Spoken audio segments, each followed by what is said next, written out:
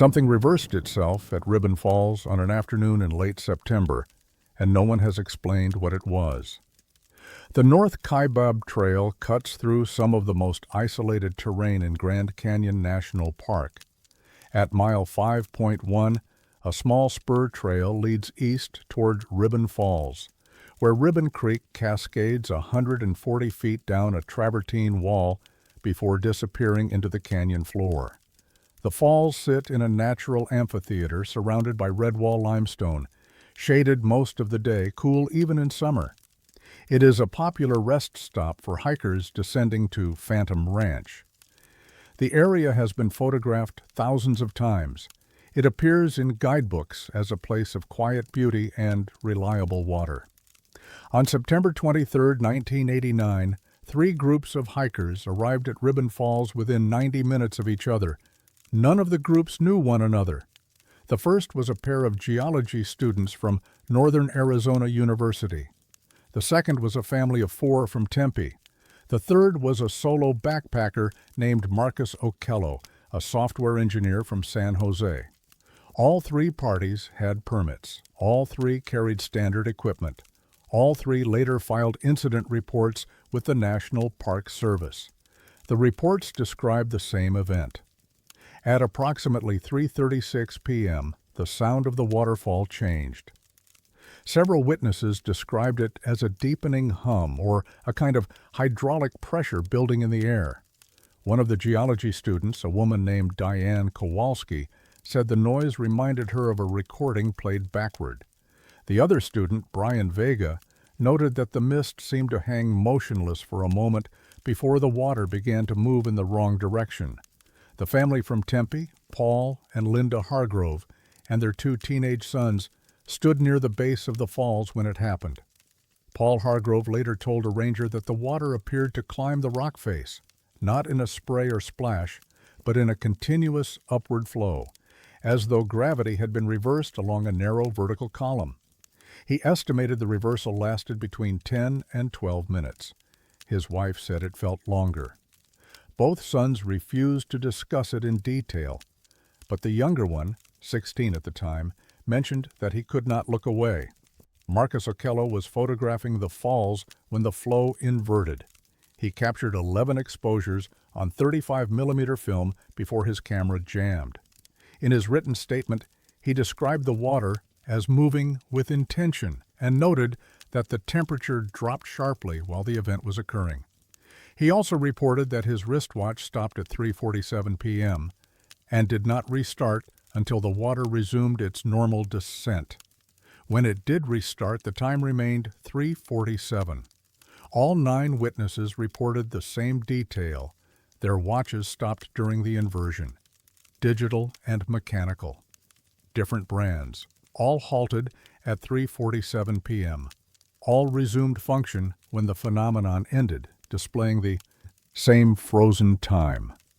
The Hargrove family attempted to leave the area immediately after the water returned to normal, but Paul Hargrove noted in his report that the trail seemed longer than it had on the way in. He could not explain what he meant by that, only that distances felt distorted and the light seemed wrong. Diane Kowalski and Brian Vega stayed at the falls for an additional 20 minutes, attempting to document any residual effects. Kowalski collected water samples from the creek below the falls and later submitted them to a university lab. The analysis found nothing unusual: standard mineral content, normal pH, no foreign substances. Marcus Okello hiked out the same evening and reported the incident to a ranger at the North Rim the following morning. His film, when developed, showed only the first 3 frames. The remaining 8 were blank, not underexposed or damaged, but completely empty, as though nothing had been recorded. He kept the negatives. In 2 interviews conducted years later, he maintained that he had watched the waterfall climb the cliff face and that his camera had been functioning properly. The National Park Service opened an internal inquiry within a week. A 2-person team visited Ribbon Falls on October 2nd and again on October 9th. Their reports are not publicly available, but a memo dated October 12th references temporal anomalies consistent with earlier documentation and recommends the trail be closed during high-risk inversion windows. The memo was written by a senior resource management specialist named Dr. Evelyn Tchaikovsky. It was addressed to the park superintendent. No record exists of a response. A request under the Freedom of Information Act, filed in 2003, returned a redacted version of the inquiry. Most of the technical analysis was removed. What remained were witness statements and a single paragraph noting that gravitational and temporal irregularities have been observed at this location on 4 prior occasions dating to 1951. The earlier incidents were not detailed. No explanation was offered for why the phenomenon had not been made public or why the trail remained open. Dr. Tchaikovsky retired from the Park Service in 1994. Attempts to contact her in 2007 were unsuccessful. A colleague who worked with her at Grand Canyon between 1986 and 1992 said Tchaikovsky had been troubled by the Ribbon Falls case and had pushed for a more comprehensive investigation. The colleague, who requested anonymity, said the inquiry was shut down at a federal level and that Tchaikovsky was advised not to discuss it further. She reportedly kept her own notes but destroyed them before leaving the agency. In 2001, an independent researcher named Samuel Ortega Klein visited Ribbon Falls with a team of volunteers equipped with video cameras, electromagnetic field detectors, and seismographs. They camped at the site for 6 days in late September, hoping to document a recurrence. Nothing unusual was recorded. Ortega Klein published his findings in a self-funded report titled Anomalous Hydrology in Remote Canyon Environments. He concluded that while he could not verify the 1989 event, the witness consistency and the Park Service's reaction suggested an unacknowledged natural phenomenon deserving of scientific scrutiny. The trail to Ribbon Falls remains open year-round. No warnings are posted. No mention of the 1989 incident appears in park literature or ranger briefings. Hikers continue to visit daily during peak season. The waterfall behaves as waterfalls do, but among a small group of researchers and former Park Service employees, the event is remembered. Some have pointed out that 3:47 p.m., when the watches stopped, corresponds almost exactly to the moment when shadow begins to cover the falls during late September. Others note that Ribbon Creek originates from springs deep within the Red Wall Formation, springs that have never been fully mapped. A geologist who worked in the canyon during the 1980s suggested that localized gravitational distortions could theoretically occur in areas with unusual subsurface structures, though he could not explain how such distortions would affect flowing water. Marcus Okello stopped hiking alone after 1989. He has declined most interview requests over the years, but in 2016, he told a documentary filmmaker that he still thinks about the falls. He said he remembered the sound most clearly, how the water seemed to hum as it climbed, and how that hum felt like it was coming from beneath the ground rather than from the falls itself. The Hargrove family did not return to the Grand Canyon. Paul Hargrove passed away in 2009.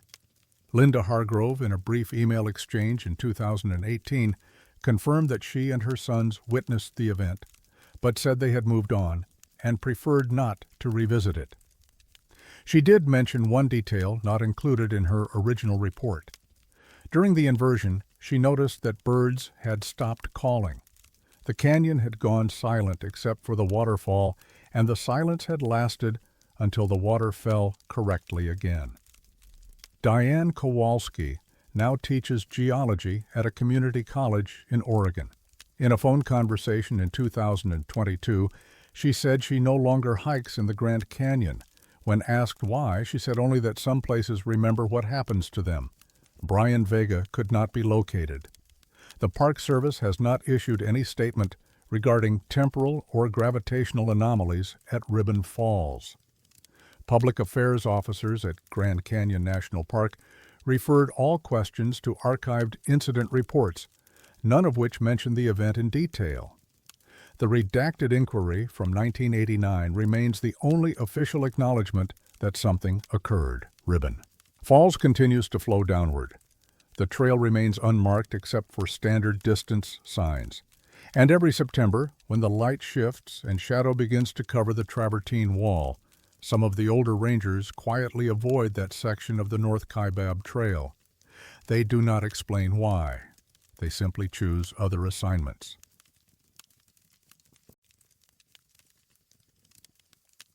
"89 bronze markers disappeared from the canyon rim, and the Earth remembered nothing." The south rim of Grand Canyon stretches for nearly 70 miles along the northern edge of the Coconino Plateau in northern Arizona. In the early 1900s, it was largely unmapped territory. The canyon itself had been explored by government expeditions since the 1860s, but precise boundary demarcation remained incomplete. Between 1903 and 1906, the United States Geological Survey undertook a comprehensive effort to establish permanent reference points along the rim for future mapping and land management purposes. These markers were bronze caps mounted on iron rods, driven 3 feet into limestone bedrock, and engraved with survey coordinates, installation dates, and reference numbers. Each weighed approximately 8 pounds. Each was documented with photographs and precise longitude and latitude readings. The work was led by Chief Surveyor Amos Whitfield, a veteran of Western cartography projects who had previously mapped sections of Yellowstone and the Black Hills. His team consisted of 11 men working in rotating shifts throughout 3 summers. They used transit theodolites and steel measuring chains. The terrain was difficult. The rim edge crumbled in places. Heat in summer exceeded 100 degrees. Water had to be hauled from distant springs.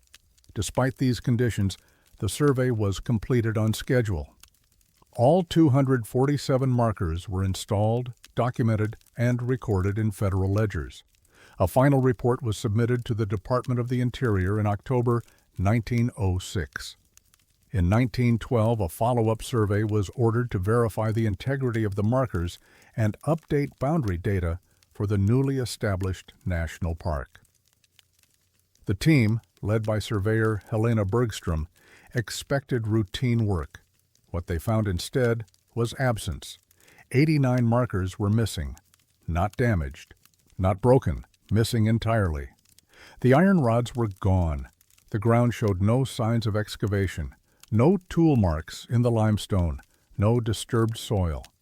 The locations were correct according to the original coordinates, but the markers simply no longer existed. Bergstrom's team spent 2 months re-verifying positions, cross-referencing maps, and searching surrounding areas. They found nothing.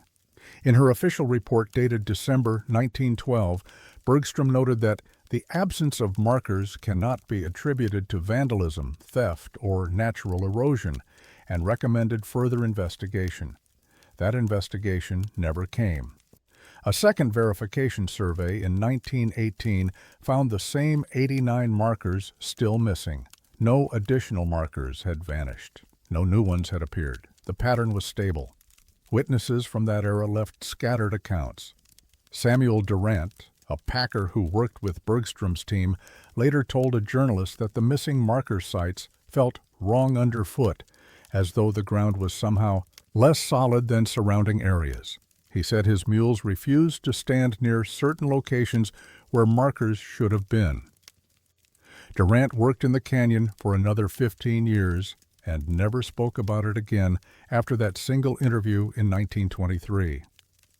A geologist named Dr. Francis Nakamura visited several of the missing marker sites in 1931 as part of an unrelated limestone study. In her field notes, she mentioned anomalous surface composition at 3 locations and speculated about localized subsurface voids, though she found no evidence of caverns or sinkholes. She wrote that compass readings fluctuated near these sites, varying by as much as 12 degrees over distances of less than 10 feet. In 1957, the National Park Service commissioned a comprehensive resurvey of the South Rim boundaries. The project was overseen by Chief Ranger Theodore Mbatha, who had previously worked on surveys at Glacier and Zion. Mbatha's team used modern equipment, including electronic distance measurement devices. They relocated all 158 remaining original markers from the 1903 to 1906 survey. The 89 missing markers were still absent. Soil core samples were taken at 12 of the missing marker sites. Laboratory analysis found standard Kaibab limestone composition. No voids, no unusual mineral content, no chemical anomalies. The cores showed no evidence that anything had ever been inserted into the ground at those locations. Mbatha's final report, completed in 1958, included an unusual appendix.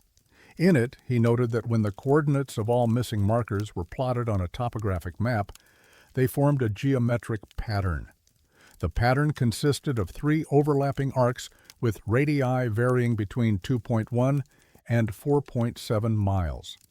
The center points of these arcs did not correspond to any known geological features, historical sites, or surveyed landmarks. Mbatha wrote that the precision of this arrangement suggests intentional placement, but the original survey records show no indication of geometric planning beyond standard grid methodology. The appendix was removed from the publicly released version of the report.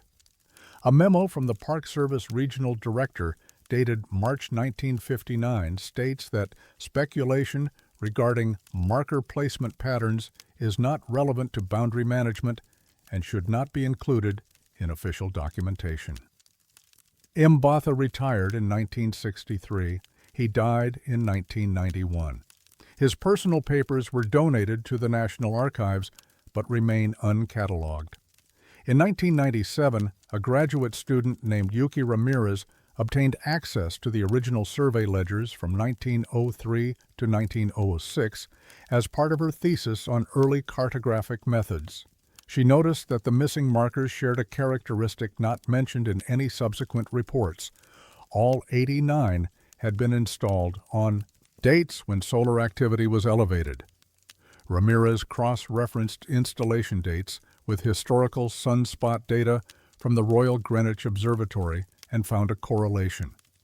Markers installed during periods of high solar flux were 4 times more likely to disappear than those installed during quiet solar periods. Ramirez attempted to publish her findings in a cartography journal. The paper was rejected. Reviewers called the correlation coincidental and questioned the relevance of solar data to physical marker retention. She submitted a revised version to a geology journal. It was also rejected. In 2002, she posted her research to an academic website. The site went offline in 2004. Ramirez is now a GIS specialist for a county planning department in New Mexico. She has not published on the topic since. A Freedom of Information Act request filed in 2009 sought access to all internal Park Service documents related to the missing markers. The request returned 17 pages, most heavily redacted.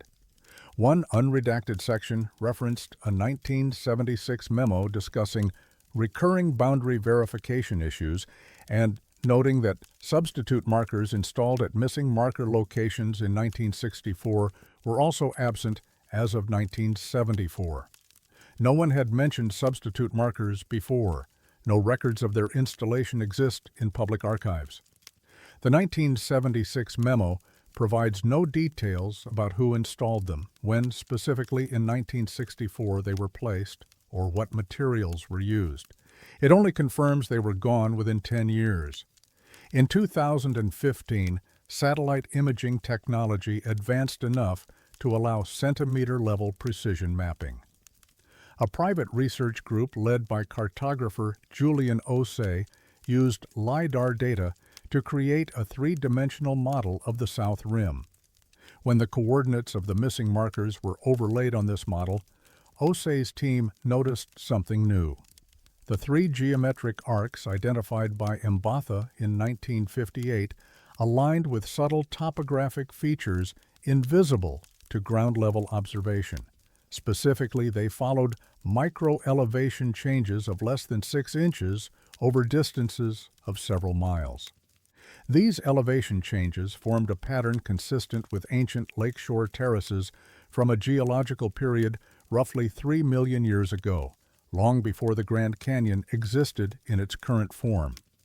Osei attempted to contact the National Park Service to share his findings. He received a polite acknowledgement but no follow-up. His team's data was published in an open-access geology database but generated minimal academic interest. In a podcast interview in 2020, Osei said the alignment felt too precise to ignore but too old to explain. The missing markers have not reappeared. The 158 original markers that remain are checked periodically. They show normal weathering. Some have been replaced due to vandalism or erosion, but their replacements stay in place. Only the original 89 remain absent. Park rangers today receive no training about the missing markers. The phenomenon does not appear in orientation materials or historical briefings. If asked, most rangers are unaware that any markers ever went missing. The South Rim receives over 6 million visitors per year. None of them know they are walking past locations where bronze caps were installed, documented, and then erased from the earth without evidence of their removal. There is a place along the Rim Trail, approximately 2 miles east of Grand Canyon Village, where 3 missing marker locations cluster within a 50-foot radius. In autumn, when the light angles low across the plateau, some hikers report feeling briefly disoriented in that area. They describe a sense of distance being incorrect, as though the horizon is closer than it should be. Most attribute it to altitude or dehydration. They take photographs. They move on. The coordinates remain in the archives. The pattern persists. And somewhere beneath the Kaibab limestone, or perhaps never there at all, 89 bronze markers occupy a space that soil analysis says they never touched.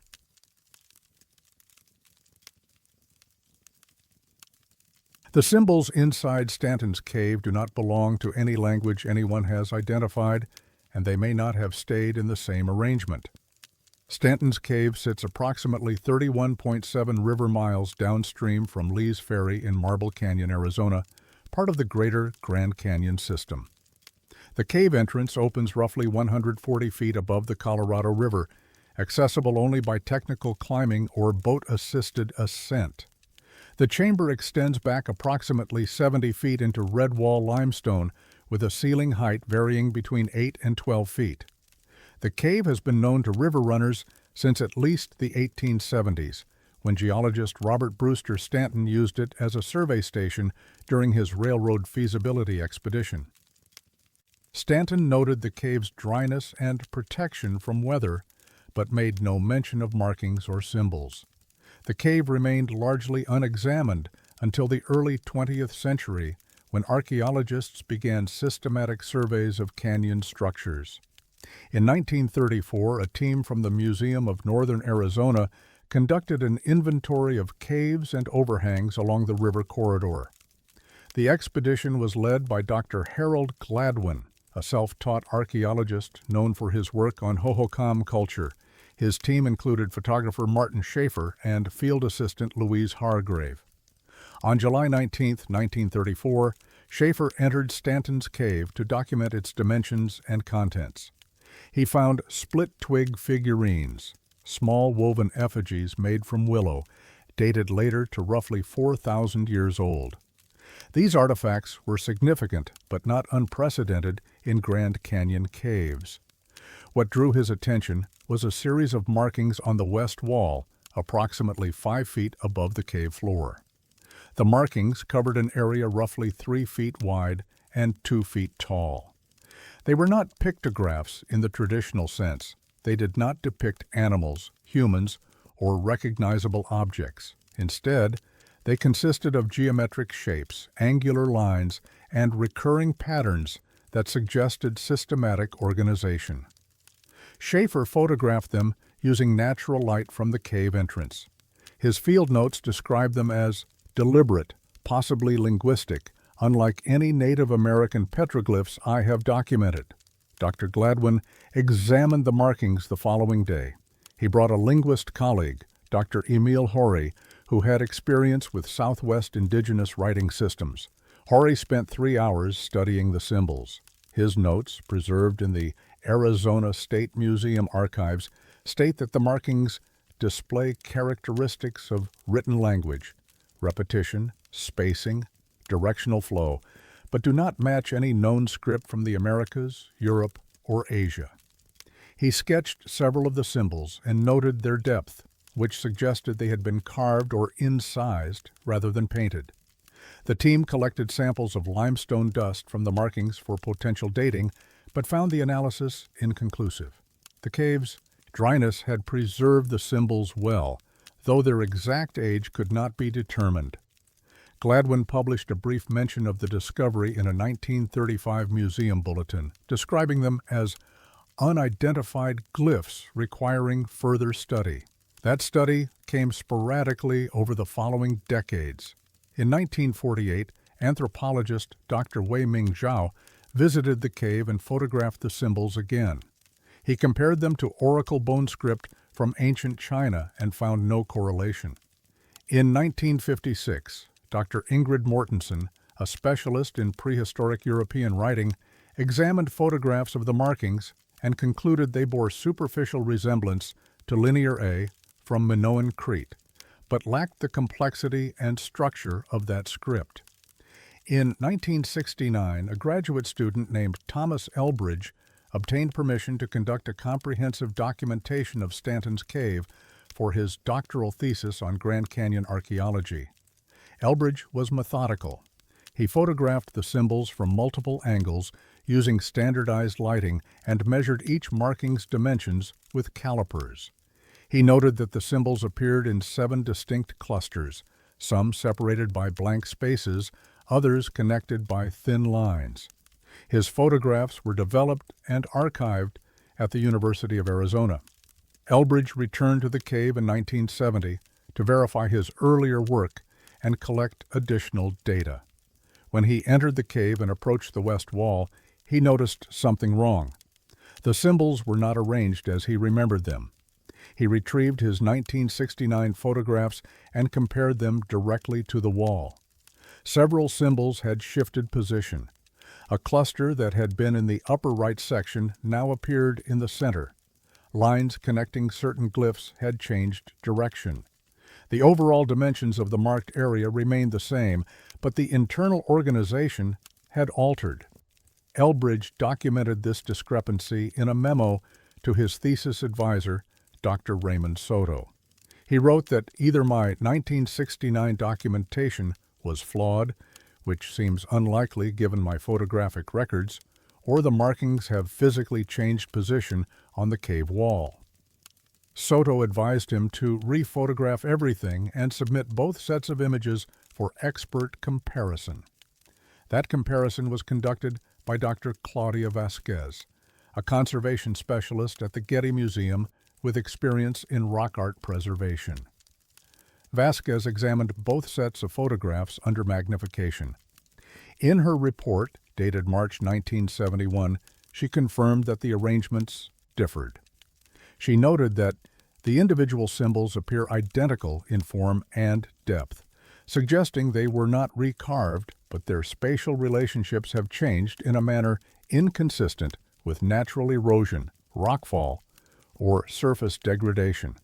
Vasquez recommended immediate site protection and further analysis. The National Park Service, which managed Grand Canyon, responded by restricting access to Stanton's Cave.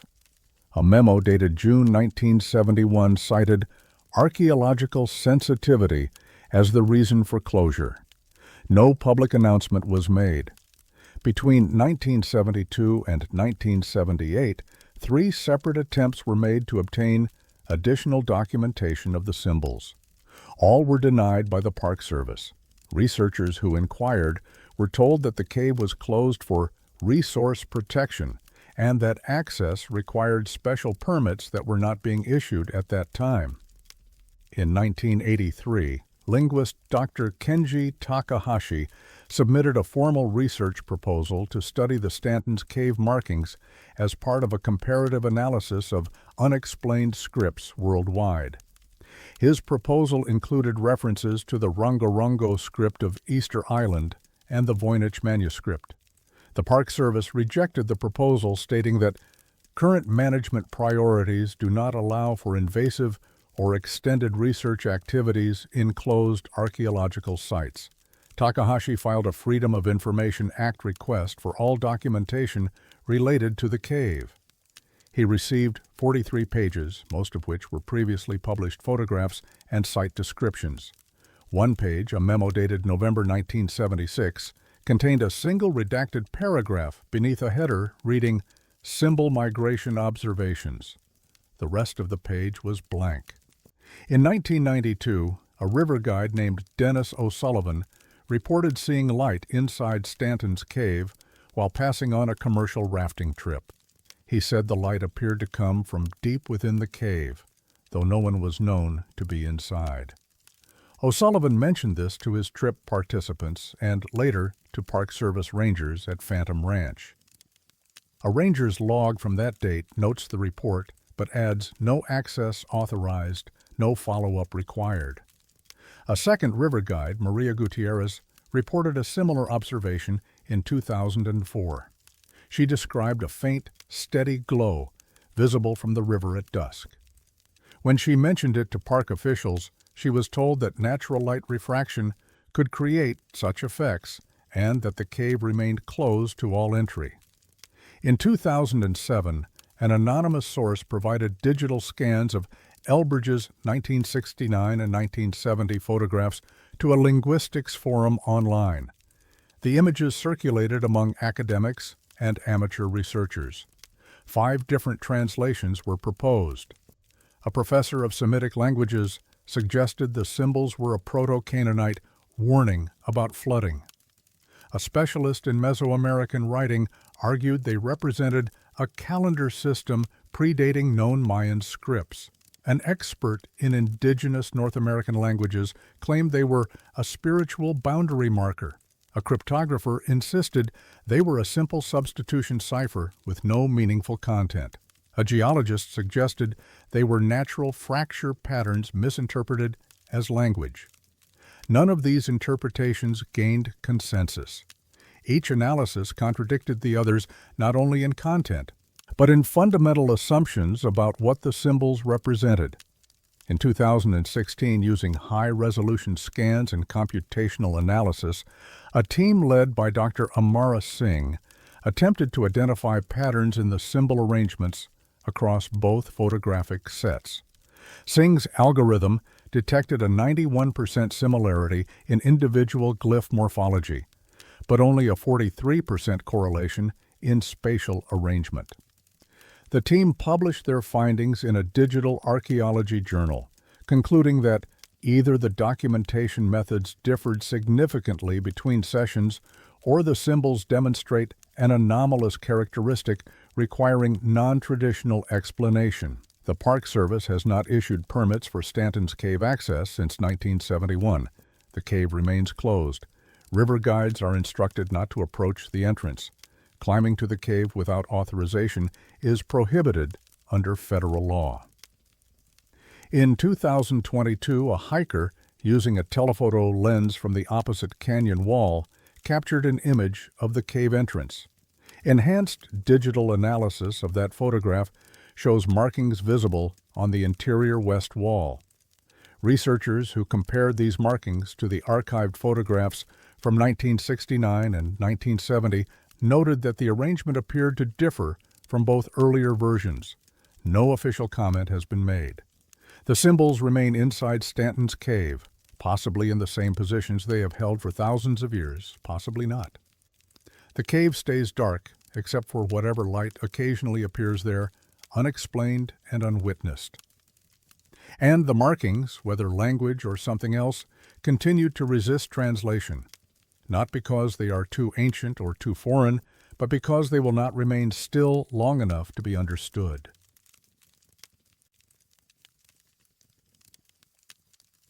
There is a place at Horseshoe Bend where sound stops existing, and no one has explained why.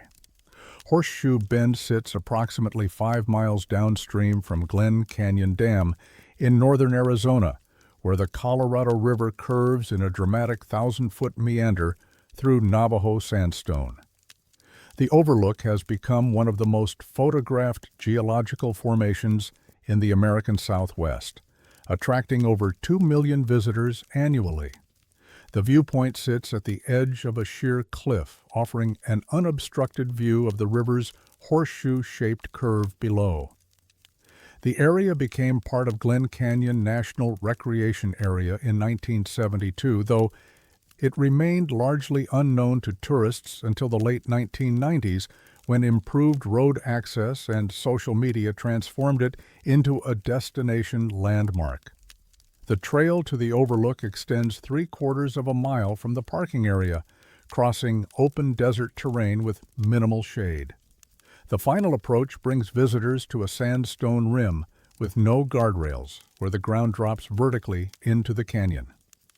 Park officials estimate that on peak days, over 4,000 people visit the overlook. Most stay for 15 to 30 minutes, taking photographs and observing the river far below. The area receives constant foot traffic from sunrise to sunset during high season. Despite this heavy use, a specific section of the overlook remains unmarked on all official National Park Service maps and trail guides. The section measures approximately 20 feet by 20 feet, located 17 feet west of the primary viewing area. The ground there appears identical to the surrounding sandstone, same color, same texture, same elevation. But the acoustic properties of that space differ from everywhere else at Horseshoe Bend.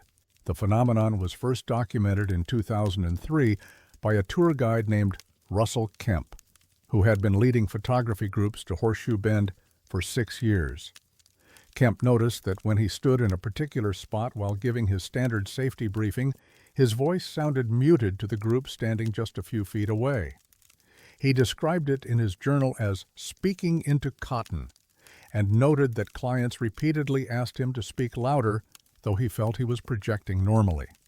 Over the following months, Kemp experimented with the location. He asked clients to stand in the spot and speak while he listened from various distances. Regardless of how loudly they spoke or shouted, the sound diminished to near silence beyond a radius of approximately 6 feet. Kemp brought a handheld radio to the location in November 2003. Standing in the zone, he transmitted to a colleague standing 30 feet away. The colleague reported receiving only static. When Kemp stepped 5 feet out of the zone, the transmission came through clearly. In March 2004, Kemp contacted the Glen Canyon National Recreation Area office to report his observations. He spoke with a park ranger named Patricia Okafor, who had worked at Glen Canyon for 12 years. Okafor initially suggested the phenomenon might be related to wind patterns or acoustic reflection from the canyon walls.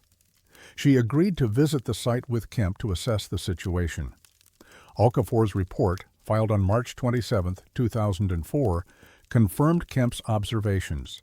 She wrote that sound production within the designated area appears suppressed by unknown means, and that standard acoustic explanations do not account for the localized and consistent nature of the effect.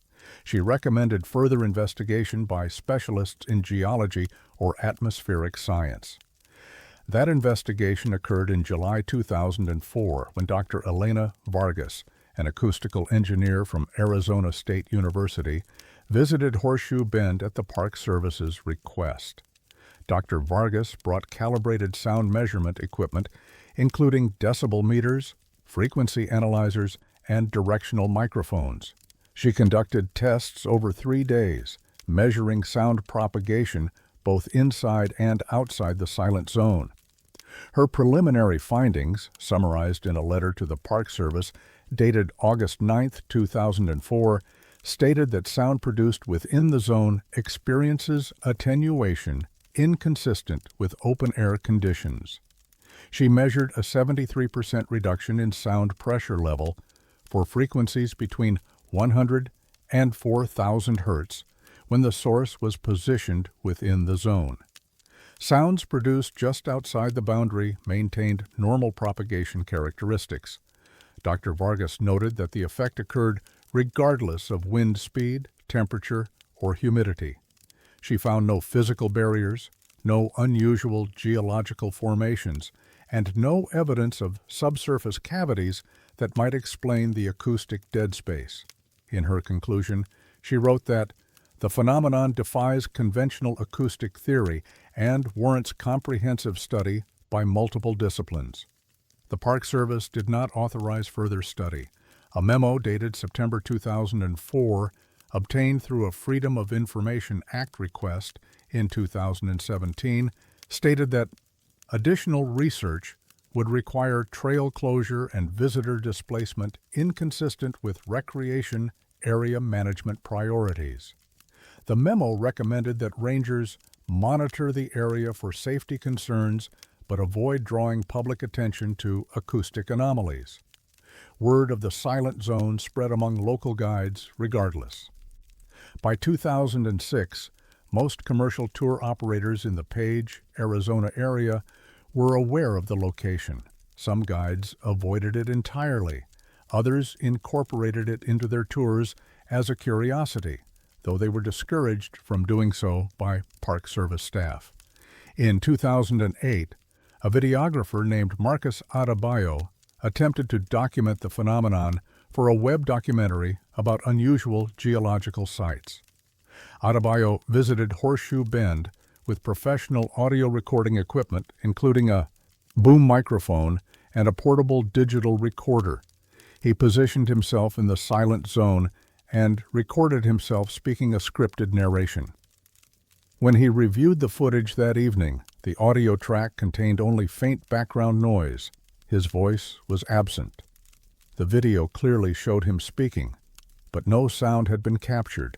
Adebayo returned the next day with a second recorder as backup.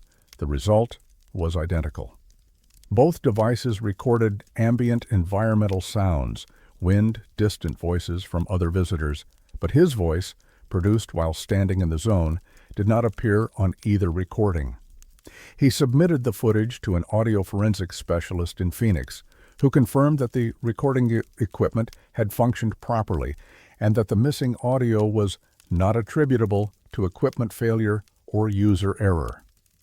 Between 2009 and 2015, at least 18 separate individuals attempted to document the silent zone using various recording technologies. All reported similar failures. Video cameras captured mouth movements but no corresponding audio. Smartphones, voice recorders, and professional broadcast equipment all failed to capture sound produced within the zone, despite functioning normally when moved a few feet in any direction. A sound engineer named Dr. Yolanda Kimathi visited the site in 2012 with a research team from the University of Utah. They brought spectrum analyzers and ultrasonic measurement tools. Their tests confirmed that sound waves were being produced. Dr. Kimathi's instruments detected vibrations in the air consistent with speech and other sounds, but those vibrations dissipated within an unusually short distance. She described it as sound energy being absorbed by the atmosphere itself, which should not be possible without a physical medium. Dr. Kimathi requested permission to install permanent monitoring equipment at the site. The Park Service denied the request, citing visual impact concerns and visitor experience priorities. In a follow-up email, a Park Service representative wrote that, while the acoustic characteristics of the area are acknowledged, they do not present a safety hazard and do not require ongoing scientific investigation. Local Navajo guides who work in the area have their own perspective. Several, speaking off the record, mentioned that the location has been avoided by indigenous people for reasons unrelated to tourism. A guide named Thomas B. Gay, whose family has lived near Glen Canyon for 4 generations, said in a 2016 interview that his grandfather referred to the spot as a quiet place where words go away. Begay noted that this designation predates the construction of Glen Canyon Dam and the formation of Lake Powell. He said the area was not considered dangerous, but was treated with caution. In 2018, satellite mapping technology advanced enough to allow detailed topographic analysis of the Horseshoe Bend Overlook. A GIS specialist named Dr. Kenji Fujimoto used LiDAR data to examine the area's surface characteristics. He found that the silent zone corresponds to a subtle geological feature, a circular depression approximately 1 inch lower than the surrounding terrain. The depression is imperceptible to casual observation, but measurable with precision instruments. Dr. Fujimoto cross-referenced this feature with geological surveys from before the dam's construction. No such depression appeared in 1950s-era surveys. He speculated that subsurface changes related to reservoir pressure from Lake Powell might have created the feature, though he acknowledged that a 1-inch depression should not produce acoustic effects of the magnitude observed. The National Park Service has never issued an official statement about the silent zone. When asked directly by journalists, park representatives have responded that Horseshoe Bend receives millions of visitors annually and no unusual safety concerns have been identified. The acoustic phenomenon is not mentioned in any park literature, visitor guides, or ranger presentations. The zone remains accessible. Visitors stand in it daily, often without realizing they have entered an area where sound behaves differently. Guides who know about it still avoid speaking while positioned there. They step a few feet to the side before addressing their groups. They do not explain why. Horseshoe Bend continues to appear in millions of photographs each year, taken from the overlook's edge where the view is most dramatic. The silent zone sits just off-frame in most of these images, invisible and unacknowledged. And there, in that 400-square-foot patch of sandstone indistinguishable from the ground around it, sound enters the air and disappears, absorbed by nothing anyone can identify, leaving only the movement of lips and the memory of intention where vibration should be.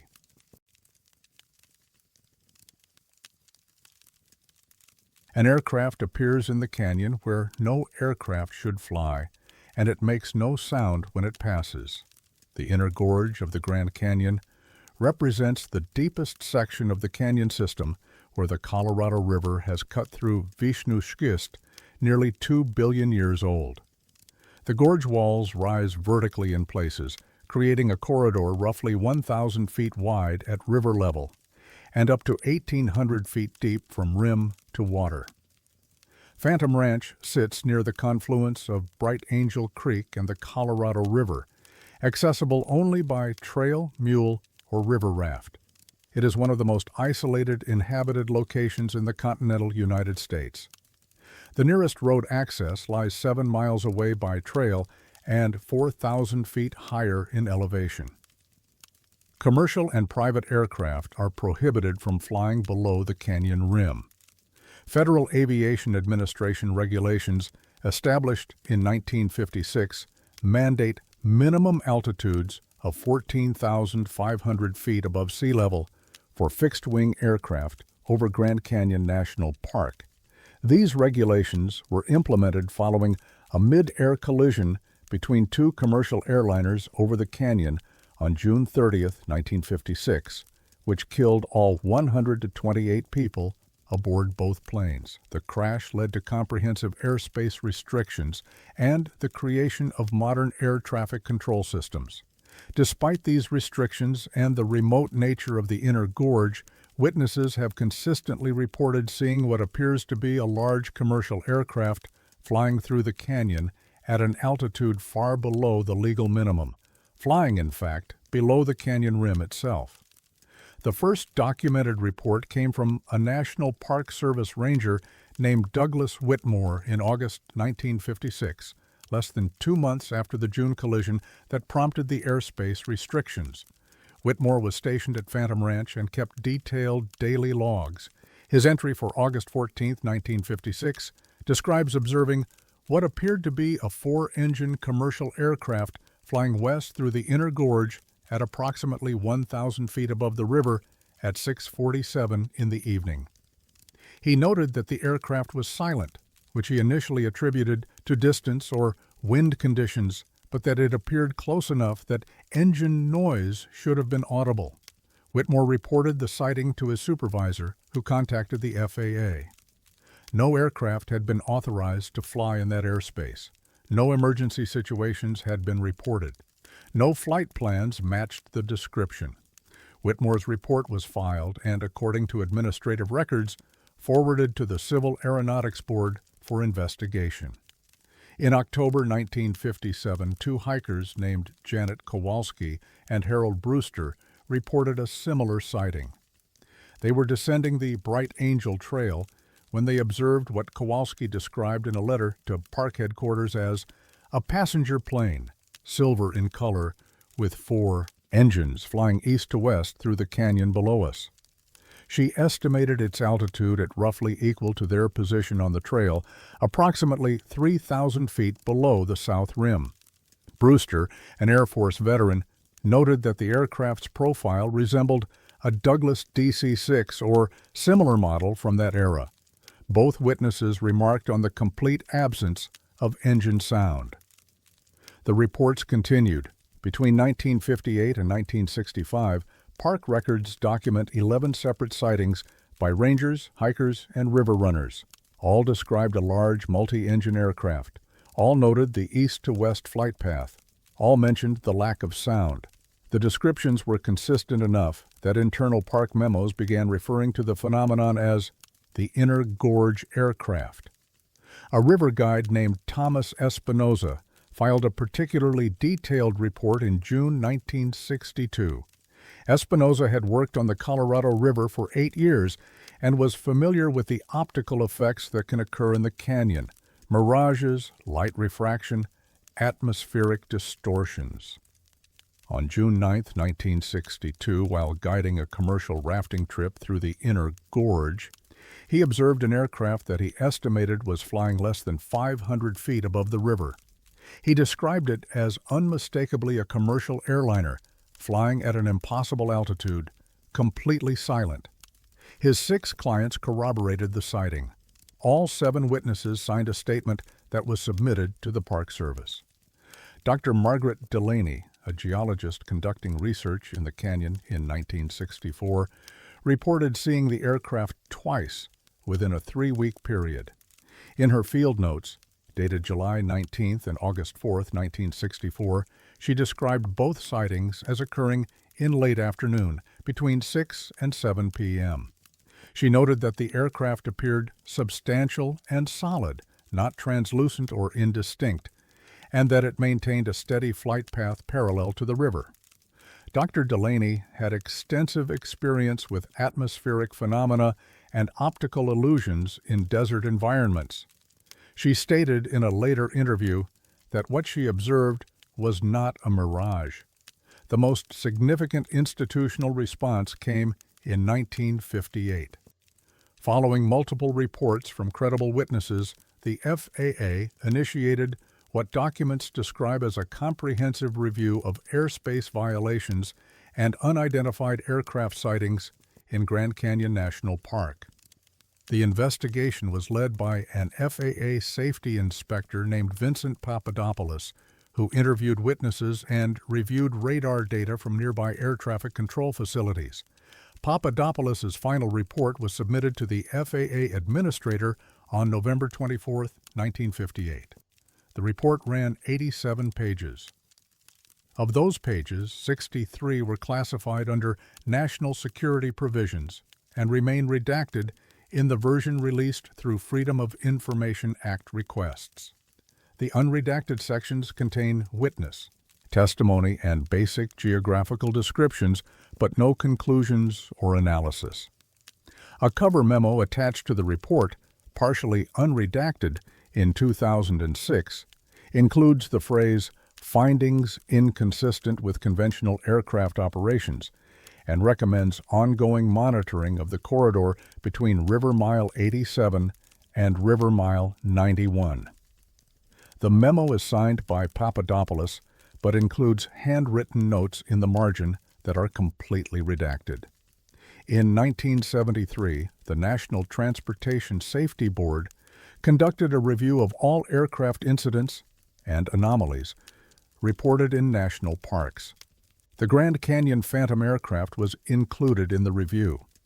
The NTSB's findings, released in a 1974 summary report, state that no physical evidence of aircraft wreckage or impact has been located in the inner gorge despite multiple search efforts, and that witness reports, while consistent, cannot be verified through radar, flight plan records, or crash investigations.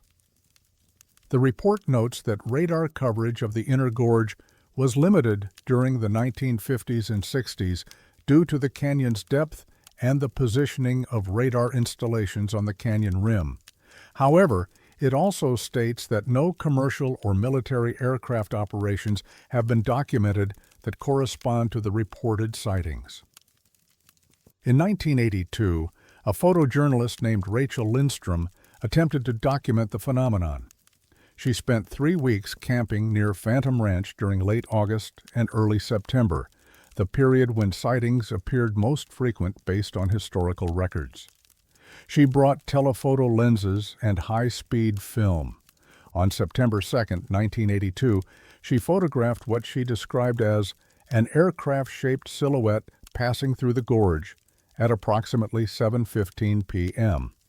The photograph shows a dark shape against the lighter canyon wall, but the resolution and distance make positive identification impossible. Aviation experts who examined the image could not confirm it depicted an aircraft. Between 1985 and 2010, sightings continued at a rate of approximately 1 to 3 per year. The National Park Service maintains an internal database of unusual observations, and the Phantom aircraft reports are cataloged there alongside other unexplained phenomena.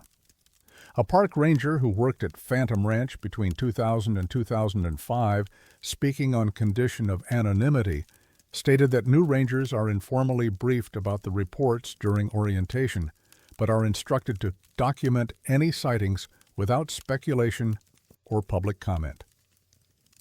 In 2014, an aviation historian named Dr. Kenji Nakamura conducted research into the 1956 TWA United collision that prompted the original airspace restrictions. While reviewing archived air traffic control communications from that period, he discovered a brief exchange from July 1956, 1 month after the collision. In the exchange, a controller asks about anomalous radar returns in the canyon interior, and another voice responds that visual confirmation is impossible given terrain. The conversation ends abruptly. Dr. Nakamura requested additional recordings from that period, but was informed that most had not been preserved. The most recent documented sighting occurred in April 2019.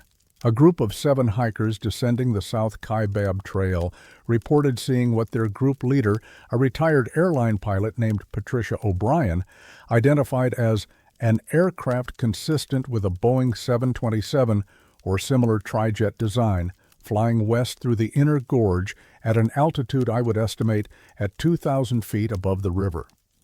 O'Brien noted that the sighting lasted approximately 45 seconds and that the aircraft appeared to maintain a constant speed and altitude. She submitted a detailed report to park rangers, including sketches and estimated dimensions. The report was acknowledged but generated no official investigation. Current FAA flight restriction maps show the inner gorge as prohibited airspace with no exceptions. No commercial flight paths cross the area. Military aircraft conducting training operations are required to maintain altitudes above 14,500 feet. Helicopter tours, which operate in some sections of the canyon, are prohibited from flying below the rim in the inner gorge corridor. The National Park Service has never issued a public statement about the Phantom aircraft. When questioned by journalists, park spokespersons have responded that all reported sightings are documented through established procedures, but have declined to provide details or analysis. The aircraft, whatever it is or was, continues to appear. It flies east to west. It maintains an altitude impossible for any aircraft operating under current or historical regulations. It produces no sound. And somewhere in a federal archive, 63 pages explain something about it that the public is not permitted to know. Hikers still descend into the inner gorge daily. They walk trails where Douglas Whitmore stood in 1956. They camp where Thomas Espinosa watched the silhouette pass overhead. And occasionally, in the late afternoon, when the light cuts across the schist walls and the river runs quiet far below, they see something moving through the canyon that should not be there. They watch it pass in silence. They climb back to the rim and tell no one, or they tell everyone and are not believed. The aircraft continues its route, east to west, through airspace that has been closed for nearly 70 years, leaving no trace except memory and a classified file that may or may not contain an explanation.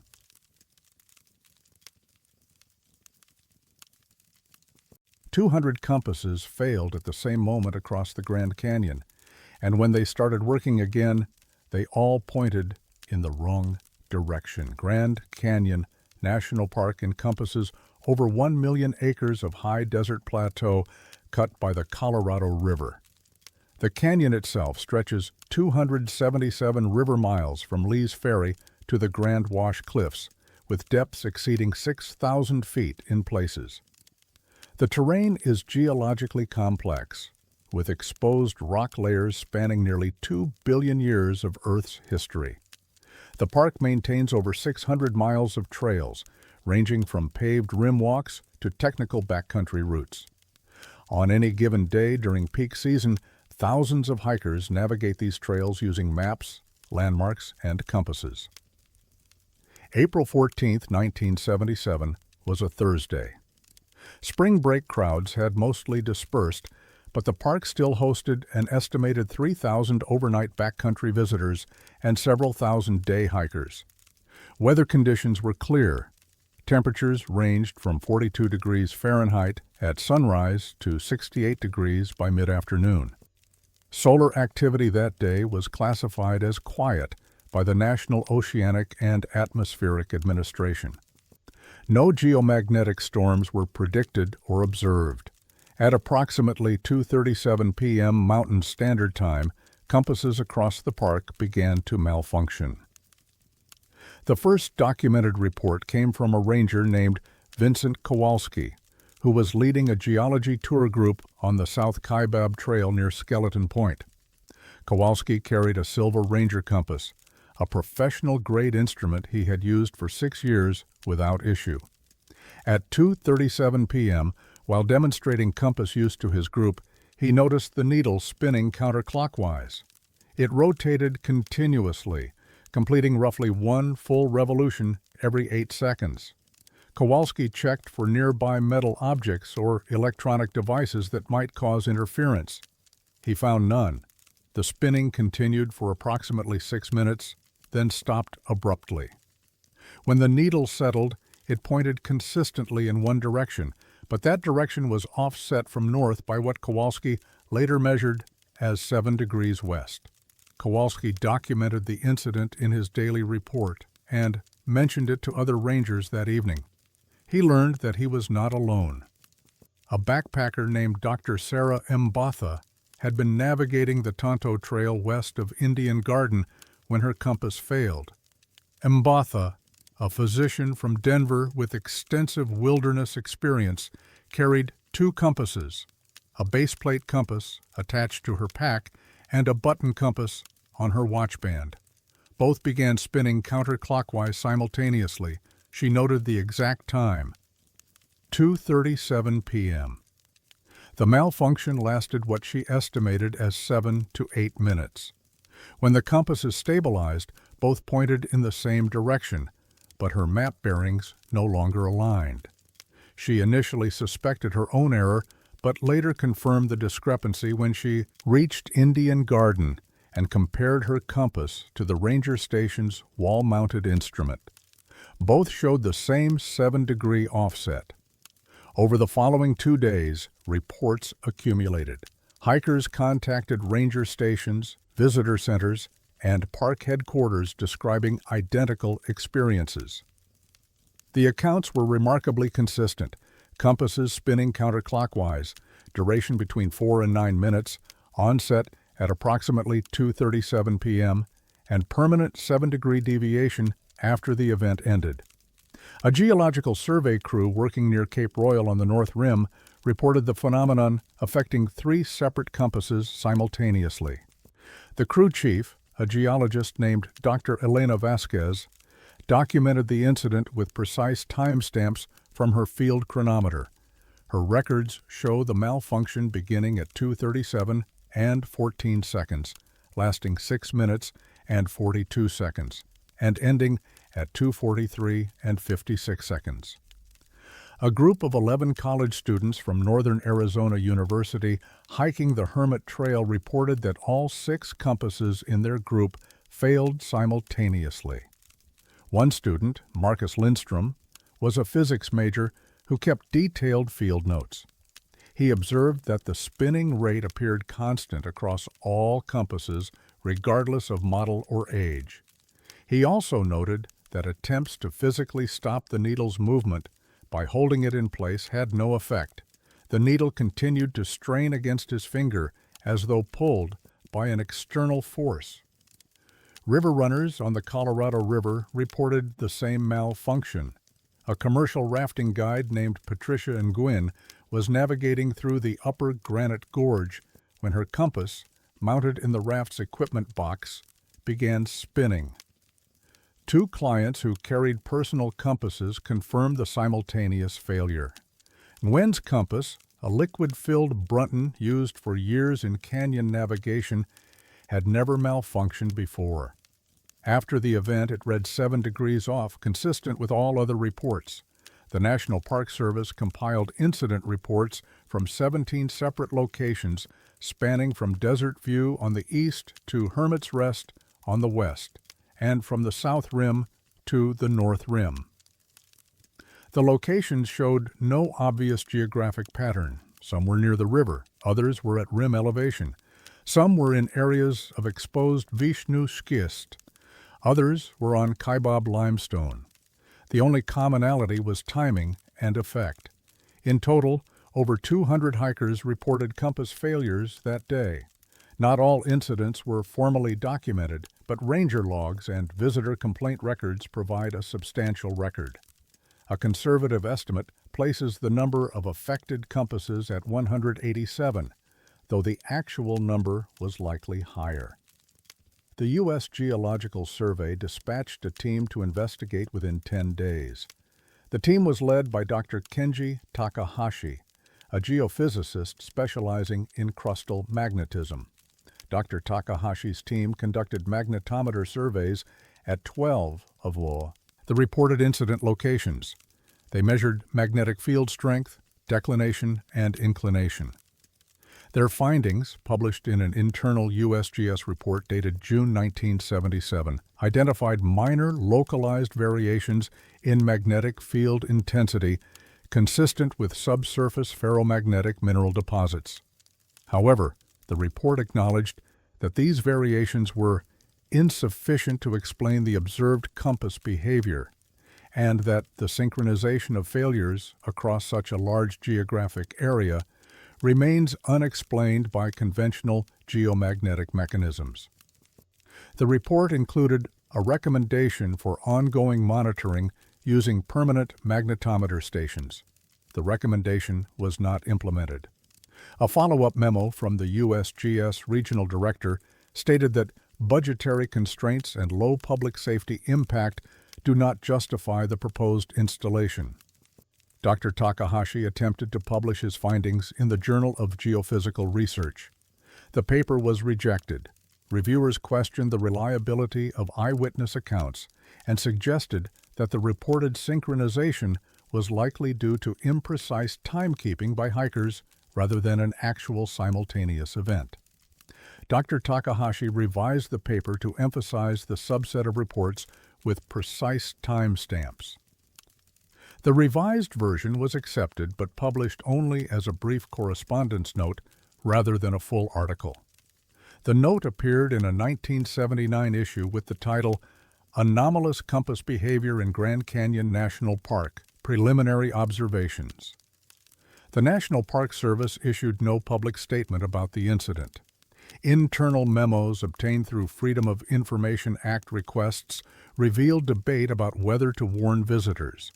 A memo dated May 1977 states that, while the compass offset appears permanent, it affects only instruments present in the park on April 14th and does not pose an ongoing navigation hazard to visitors using properly functioning equipment purchased or calibrated after that date. This assessment proved accurate. Compasses brought into the park after April 14, 1977, functioned normally. Only those present during the event retained the 7-degree deviation. Some hikers kept their affected compasses as curiosities. Others had them recalibrated or replaced. A sporting goods store in Flagstaff reported an unusual number of compass returns and exchanges in late April and early May 1977, though the connection to the canyon incident was not documented at the time. In 1993, a graduate student named Yuki Ramirez attempted to track down hikers who had experienced the event.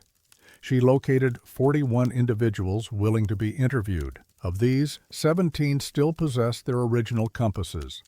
Ramirez tested each compass and confirmed that all retained the 7-degree offset. The compasses functioned normally in all other respects. They responded to local magnetic fields, settled quickly when disturbed, and showed no physical damage. They simply pointed 7 degrees west of true north permanently. One hiker Ramirez interviewed, a retired engineer named Harold Brewster, had conducted his own investigation in the years following the incident. Brewster contacted compass manufacturers to ask whether environmental conditions, extreme temperature, altitude, or electromagnetic pulses could cause permanent declination changes. The manufacturers stated that while temporary malfunctions could occur, permanent deviation of a liquid-filled compass would require physical damage to the capsule or needle pivot. None of the affected compasses showed such damage. In 2004, solar physicist Dr. Amara Singh reviewed historical records of solar and geomagnetic activity for April 1977. She found no anomalies. The Sun was in a relatively quiet phase of its 11-year cycle. No solar flares or coronal mass ejections were recorded on April 14th. Earth's magnetic field showed no unusual disturbances.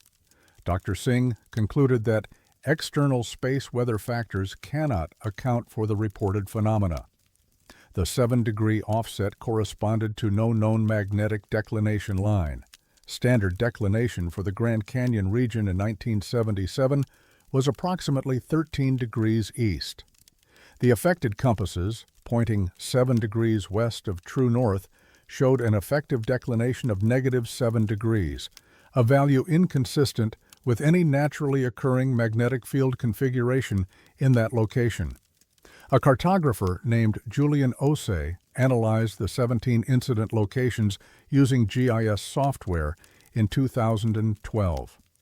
He searched for patterns, alignments with geological faults, correlations with mineral deposits, proximity to known magnetic anomalies. He found none. The locations appeared randomly distributed across the park.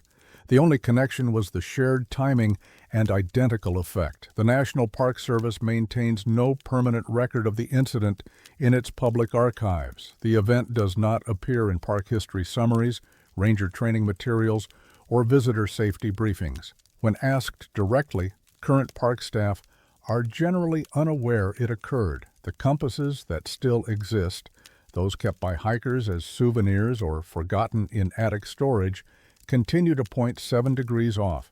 They are accurate in their error, consistent, and unwavering. North for them is in a direction that does not quite match the planet's magnetic field.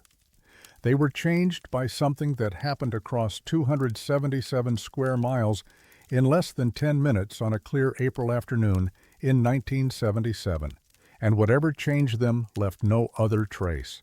No instrument except the compasses themselves recorded the event. No measurement confirmed it beyond the testimony of 200 people and the permanent deviation of metal needles suspended in fluid, all pointing together toward a north that exists only for them.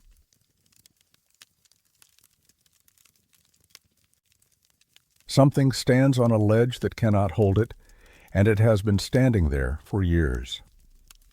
Powell Point sits on the south rim of Grand Canyon National Park, approximately 3 miles west of Grand Canyon Village along Hermit Road. The overlook honors John Wesley Powell, the one-armed Civil War veteran who led the first documented expedition down the Colorado River in 1869. A memorial cairn was erected at the point in 1915, consisting of stacked stone and a bronze plaque. The viewpoint offers unobstructed views of the canyon's western expanse, with sight lines extending to the inner gorge and the distant north rim. The rim edge at Powell Point drops vertically for roughly 200 feet before transitioning to steep talus slopes and layered cliff bands of Coconino sandstone, Hermit shale, and Supai formation. The terrain below the rim is considered inaccessible without technical climbing equipment. No established trails descend from Powell Point. The cliff structure consists of fractured, unstable rock prone to collapse. Park regulations prohibit off-trail travel in the area due to rockfall hazards and the absence of safe descent routes. Signs at the overlook warn visitors to remain behind the designated viewing barrier. Despite these warnings and the geological barriers, something has been observed standing on a narrow ledge approximately 800 feet below the rim, motionless and recurring across multiple years. The first documented photograph was taken on May 3, 1981, by a tourist named Gregory Martinez, a high school teacher from Albuquerque visiting the park with his family. Martinez used a 35mm camera with a telephoto lens to capture landscape images. While reviewing his developed film 2 weeks later, he noticed what appeared to be a human figure in one frame. The figure stood on a small ledge jutting from the cliff face, positioned in profile, facing west. Martinez initially assumed it was a hiker or climber, though he could not recall seeing anyone on the cliff during his visit. Concerned about safety, Martinez sent the photograph to Grand Canyon National Park with a letter dated May 21, 1981. He suggested that someone might be stranded or in distress. The Park Service acknowledged receipt of the photograph and stated that rangers would investigate. On September 14, 1981, a photographer named Dr. Amara Kowalski took nearly identical images during a geological documentation project. Kowalski, a research geologist from the University of Arizona, was photographing cliff stratification patterns using high-resolution equipment. Her images included a section of the Powell Point cliffs. When she processed the film, she observed a figure on the same ledge Martinez had photographed. The figure appeared in the same position, standing motionless, facing west, approximately 800 feet below the rim. Kowalski had taken multiple exposures of the same cliff section over a 3-hour period. The figure appeared in all 7 frames. She noted in her field journal that she had not observed anyone on the cliff with the naked eye, which she found unusual given the clarity of the figure in her photographs. In January 1982, a couple visiting from Toronto, David and Linda Okello, photographed the canyon from Powell Point. Their developed slides contained an image of the figure. David Okello, an amateur photographer familiar with optical effects and atmospheric distortions, examined the slide carefully.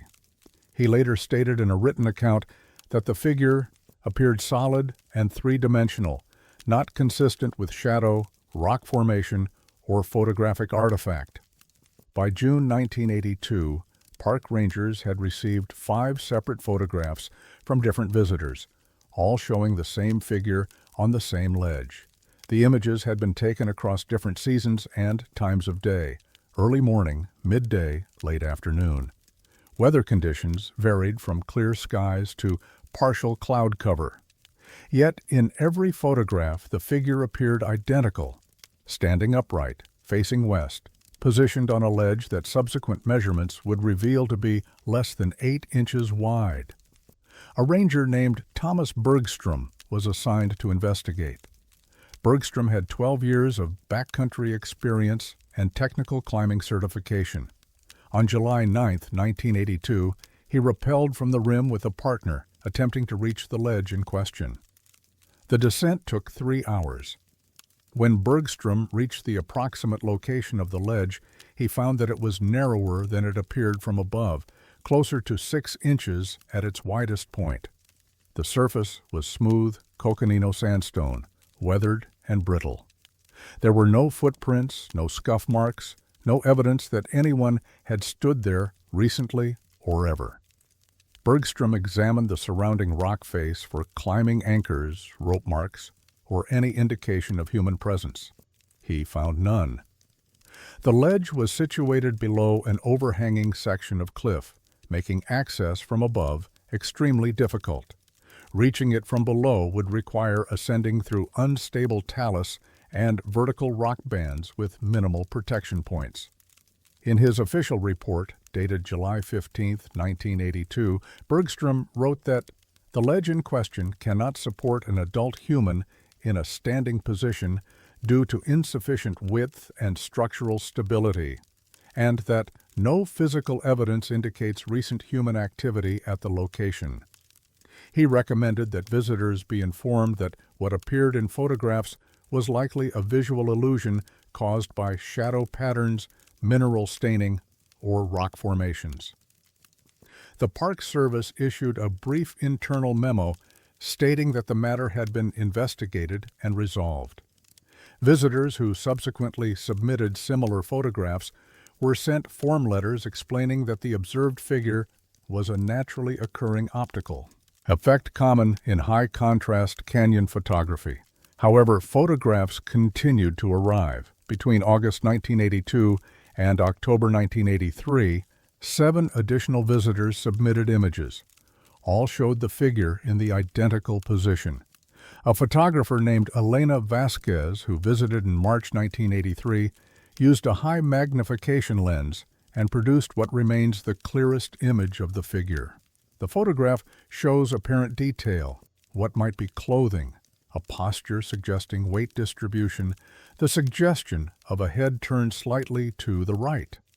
Vasquez, a professional wildlife photographer accustomed to identifying distant subjects, stated in a letter to park officials that the subject displays characteristics inconsistent with geological features, and that the proportions and form strongly suggest a human figure. She requested that the Park Service provide an explanation or return her photograph with detailed analysis. The Park Service did not return the photograph.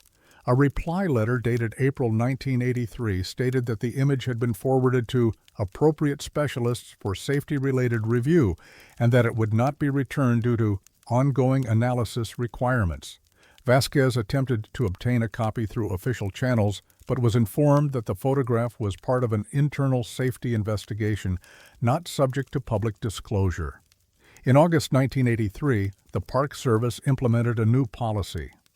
Photographs submitted by visitors depicting anomalous features below the rim at Powell Point would be retained for safety analysis. A memo dated August 26, 1983, obtained years later through Freedom of Information Act requests, stated that retention was necessary to prevent the dissemination of images that might encourage unsafe climbing attempts or generate unfounded speculation. Between 1984 and 1992, no additional photographs were submitted to park officials, though this absence may reflect the new retention policy rather than a cessation of the phenomenon. Visitors who photographed the figure and noticed it only after returning home would have no incentive to contact authorities who would confiscate their images. In 1993, a climbing guide named Marcus Lindstrom obtained permission to survey the Powell Point cliffs for a proposed guidebook. Lindstrom was aware of the figure reports and intentionally photographed the ledge from multiple angles. His images, developed privately, showed the ledge empty. Lindstrom repeated the photography on 3 subsequent visits between 1994 and 1996. The figure did not appear in any of his photographs. A pattern emerged. The figure appeared only in photographs taken by casual visitors, not by those actively seeking it. This detail was noted in a 1997 analysis by Dr. Kenji Nakamura, a perceptual psychologist who reviewed archived reports. Dr. Nakamura theorized that the figure might represent a form of pareidolia, the human tendency to perceive meaningful patterns in random visual data, amplified by expectation and photographic compression of depth. However, Dr. Nakamura's theory struggled to explain the consistency of the figure's position across multiple photographs taken from different angles and distances. He acknowledged in his published paper that the spatial stability of the reported figure exceeds typical pareidolia patterns, and that alternative explanations warrant consideration. In 2004, digital photography made image manipulation easier, complicating any new reports. The Park Service ceased acknowledging submissions related to the Powell Point figure.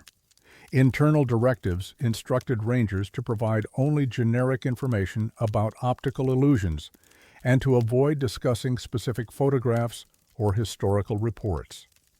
A hiker named Yuki Ramirez photographed the figure in 2009 using a digital camera with GPS tagging and timestamp verification.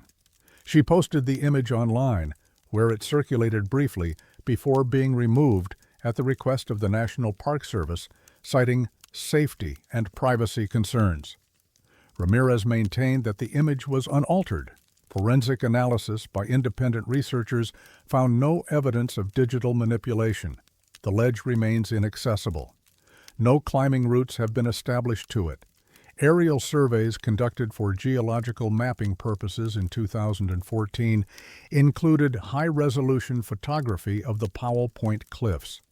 Those images, available in USGS archives, show the ledge clearly. It is empty in all official documentation.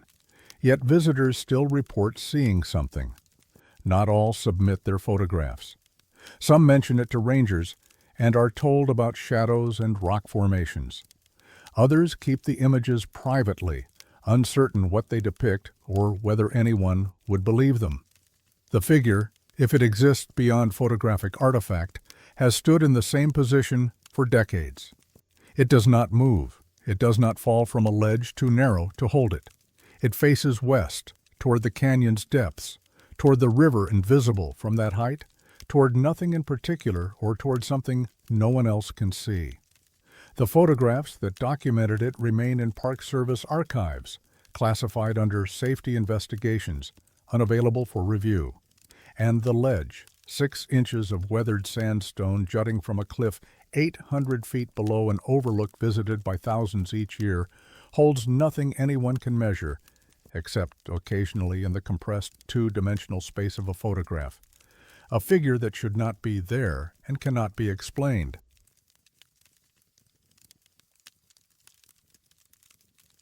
Time moves differently inside Redwall Cavern and no one has measured why.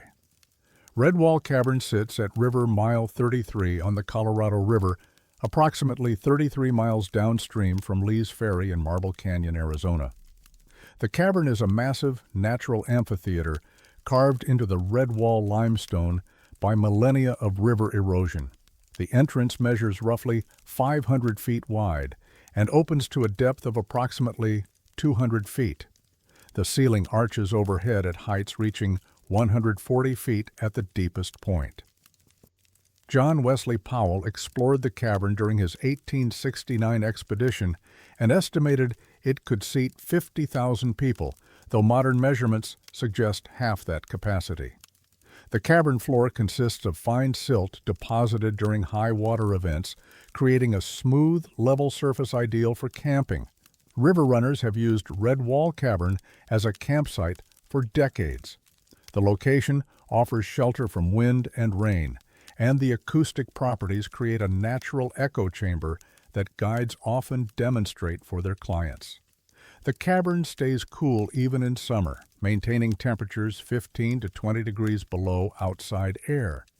No significant hazards exist, no falling rock, no flooding risk at typical river flows, no dangerous wildlife. It is, by all conventional measures, a safe and desirable overnight stop on multi-day rafting trips. Yet since at least 1989, parties that camp overnight in Redwall Cavern have reported temporal anomalies that defy explanation. The first documented incident occurred in June 1989 when a commercial rafting outfit led by guide Patricia Vasquez stopped at the cavern for an overnight camp.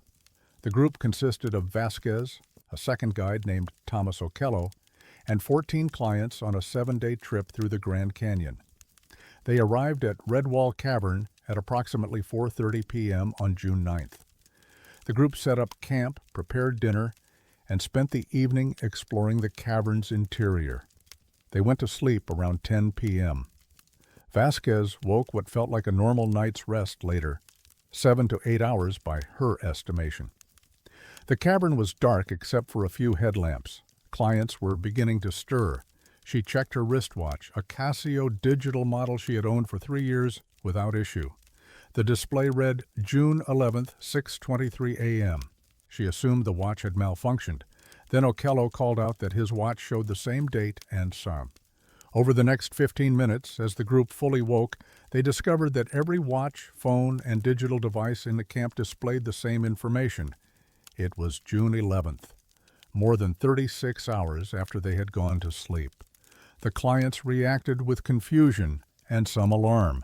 Several insisted they had slept only one night. Others felt disoriented and uncertain. Vasquez attempted to use a satellite phone to contact her company's base office. The phone could not establish a connection. Inside the cavern, the group packed quickly and departed. Once back on the river in open air, satellite phones functioned normally. Vasquez called her office. The dispatcher confirmed it was indeed June 11th. The company had been attempting to reach the group for over 24 hours and had been preparing to initiate a search. Vasquez filed a detailed incident report.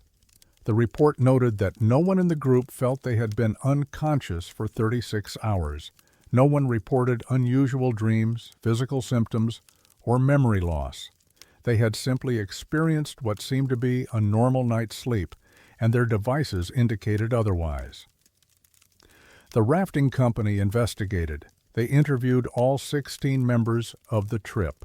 Accounts were consistent. Subjective experience suggested one night in the cavern. Objective measurements indicated 36 hours. Several clients had kept journals with time-stamped entries.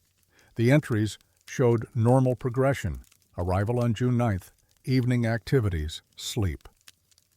The next entry after waking was dated June 11th by their devices, though the content suggested the writers believed it was June 10th.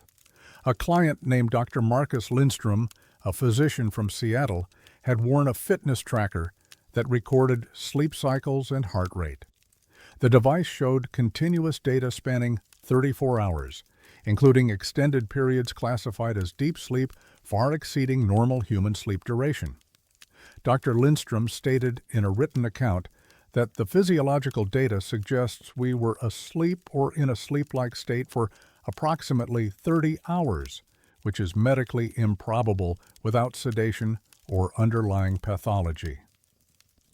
The incident was reported to the National Park Service. A ranger investigated but found no unusual conditions at Redwall Cavern. The ranger's report, dated June 23, 1989, concluded that the reported time discrepancy cannot be verified through physical evidence and may represent equipment malfunction or group confusion regarding dates. However, similar incidents continued. In August 1991, a private rafting party led by guide Elena Kowalski experienced a 31-hour discrepancy. In September 1993, guide Harold M. Botha reported a 33-hour gap.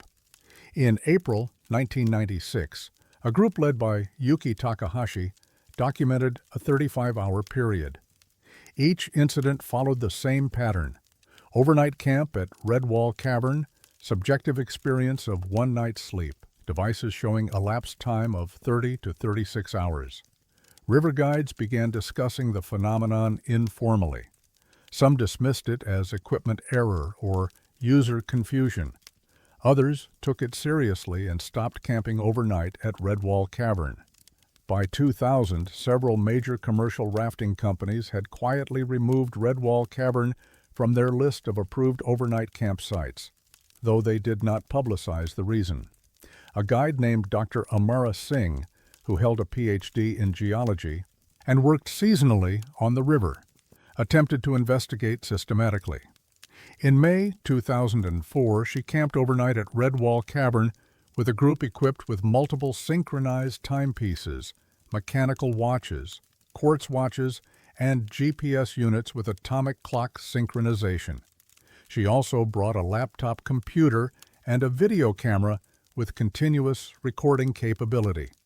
Dr. Singh set up the video camera to record the group sleeping. She synchronized all timepieces before entering the cavern. The group camped overnight. Upon waking, all digital devices showed a 32-hour elapsed time. The mechanical watches, however, showed only 9 hours had passed. The video camera, which ran on battery power and recorded to a hard drive, had captured approximately 8.5 hours of footage before the battery died. The footage showed normal sleep behavior, people lying still, occasional movements, nothing unusual. Dr. Singh's GPS unit showed location coordinates that placed the cavern 4.7 miles below ground level, an obvious error. The elevation reading was negative 6,800 feet, despite the cavern's actual elevation of approximately 2,700 feet above sea level. When she moved the GPS unit outside the cavern, it immediately corrected to accurate coordinates. Dr. Singh documented her findings and submitted them to the National Park Service and the U.S. Geological Survey. Her report noted that mechanical timepieces appear unaffected while electronic devices register extended time periods, suggesting the discrepancy may relate to electronic oscillator function rather than actual temporal displacement. She recommended further study using controlled instrumentation. The USGS responded with interest but noted that budgetary limitations and access constraints prevented immediate follow-up. The National Park Service acknowledged the report and filed it in their research archives. No formal investigation was initiated. In 2007, a technician from the National Institute of Standards and Technology, working on vacation, camped at Redwall Cavern with calibrated cesium atomic frequency standards, devices used for precision timekeeping. He reported via email to colleagues that the devices registered a 34-hour period while his subjective experience matched approximately 8 hours of sleep. However, he declined to submit an official report, later stating in a phone interview that the results were sufficiently anomalous that I questioned my own methodology and chose not to publish findings I could not adequately explain. local river guides developed informal protocols. Most avoid overnight camping at Redwall Cavern. Those who do camp there for day use only, leaving before sunset. When asked by clients why they skip such an ideal campsite, guides typically cite scheduling or permit requirements rather than explaining the time discrepancy. A guide named Russell Begay, whose Navajo family has lived near the canyon for generations, mentioned in a 2012 interview that the cavern was traditionally avoided as a sleeping place, though he did not elaborate on specific cultural reasons. In 2015, a smartphone application developer named Julian Osei camped at Redwall Cavern specifically to test the phenomenon. He brought multiple devices running custom timekeeping software designed to log discrepancies. All devices showed a 33-hour elapsed period. Osei's phone maintained a weak cellular signal for part of the night, unusual given the canyon's remoteness. The phone's automatic timestamp logs showed continuous connection attempts spanning 33 hours, though Osei felt he had slept normally for one night. Most disturbing, Osei's phone uploaded partial backup data to cloud servers during the night. The backup timestamps showed files created and modified over a 33-hour span, including photos and notes that Osei had no memory of creating. The photo showed the interior of the cavern from angles suggesting movement throughout the space, though Osei remembered falling asleep shortly after entering and waking in the same location. The National Park Service has never issued official guidance regarding Redwall Cavern camping. Permits for overnight use are available, and no warnings appear on permit documentation. When asked directly, park representatives state that Redwall Cavern is a designated camping area with no known hazards. Satellite phone failures inside the cavern are documented in multiple trip reports but have not been systematically studied. GPS errors showing impossible elevations are dismissed as signal interference from rock overburden, though similar errors do not occur in other Grand Canyon caves of comparable size and depth. The phenomenon continues. River guides still occasionally camp at Redwall Cavern, either unaware of the reports or willing to accept the risk of temporal confusion. Some clients report nothing unusual. Others discover upon leaving that their watches and phones disagree with their memory by 30 or more hours. There is no warning sign at Redwall Cavern. There is no scientific explanation posted or published. There is only the cavern itself, massive and silent, with fine silt floors that hold no footprints after the wind passes through, and shadows that last longer than they should. And inside, time measured by electronic stretches while human experience compresses, creating a gap that no instrument has successfully explained and no investigation has resolved.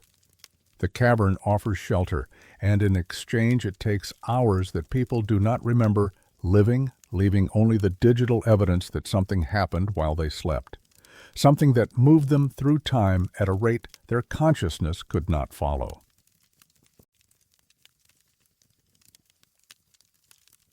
Every October 9th, at precisely 6:23 in the morning, a voice calls for help from a place that does not exist. Grand Canyon National Park's Emergency Dispatch Center operates 24 hours a day from a building adjacent to park headquarters on the South Rim. The center monitors multiple radio frequencies used by rangers, search and rescue teams, helicopter operations, and backcountry permits. Communication protocols were established in the early 1960s, following several incidents where delayed response contributed to hiker fatalities. Since then, all emergency calls are logged, recorded, and archived. The system has functioned reliably for over 60 years. Indian Garden is a developed rest area located 4.6 miles down the Bright Angel Trail from the South Rim at an elevation of approximately 3,800 feet. The location features a ranger station, campground, and potable water. It sits in a small side canyon where Garden Creek flows year-round, creating a microclimate of cottonwood trees and vegetation. The trail system around Indian Garden is well documented. Every drainage, landmark, and junction has been surveyed and named. There is no third drainage past Indian Garden in any official records. Yet every year on October 9th, someone or something calls from there. The first documented occurrence was October 9th, 1984. Dispatch operator Margaret Delaney was on duty during the early morning shift. At 6:23 a.m., she received a radio transmission on the emergency channel reserved for backcountry distress calls. The transmission quality was poor, heavy static, weak signal, intermittent audio. Through the interference, she heard a male voice speaking urgently. "This is requesting assistance, third drainage past Indian Garden. Injured, cannot, need immediate." Delaney attempted to respond but received no reply. She logged the call and immediately contacted the ranger station at Indian Garden. The ranger on duty, Thomas Vasquez, confirmed no distress calls had been made from his location and that no overnight campers had reported emergencies. Delaney requested he conduct a search of the immediate area. Vasquez and a second ranger hiked the trails and drainages near Indian Garden for 3 hours. They found no injured hikers, no abandoned gear, no signs of distress. Radio triangulation equipment was not sophisticated enough in 1984 to pinpoint the transmission source, but the signal strength suggested it originated from somewhere within a 2-mile radius of the dispatch center's receiving antenna. The incident was filed as a probable false alarm or radio malfunction. Then it happened again. October 9th, 1985, at 6:23 a.m., the same transmission. Dispatch operator Harold Lindstrom, who had been briefed about the previous year's call, immediately recognized the pattern. The voice was identical, same cadence, same phrasing, same breaks in transmission where static obscured words.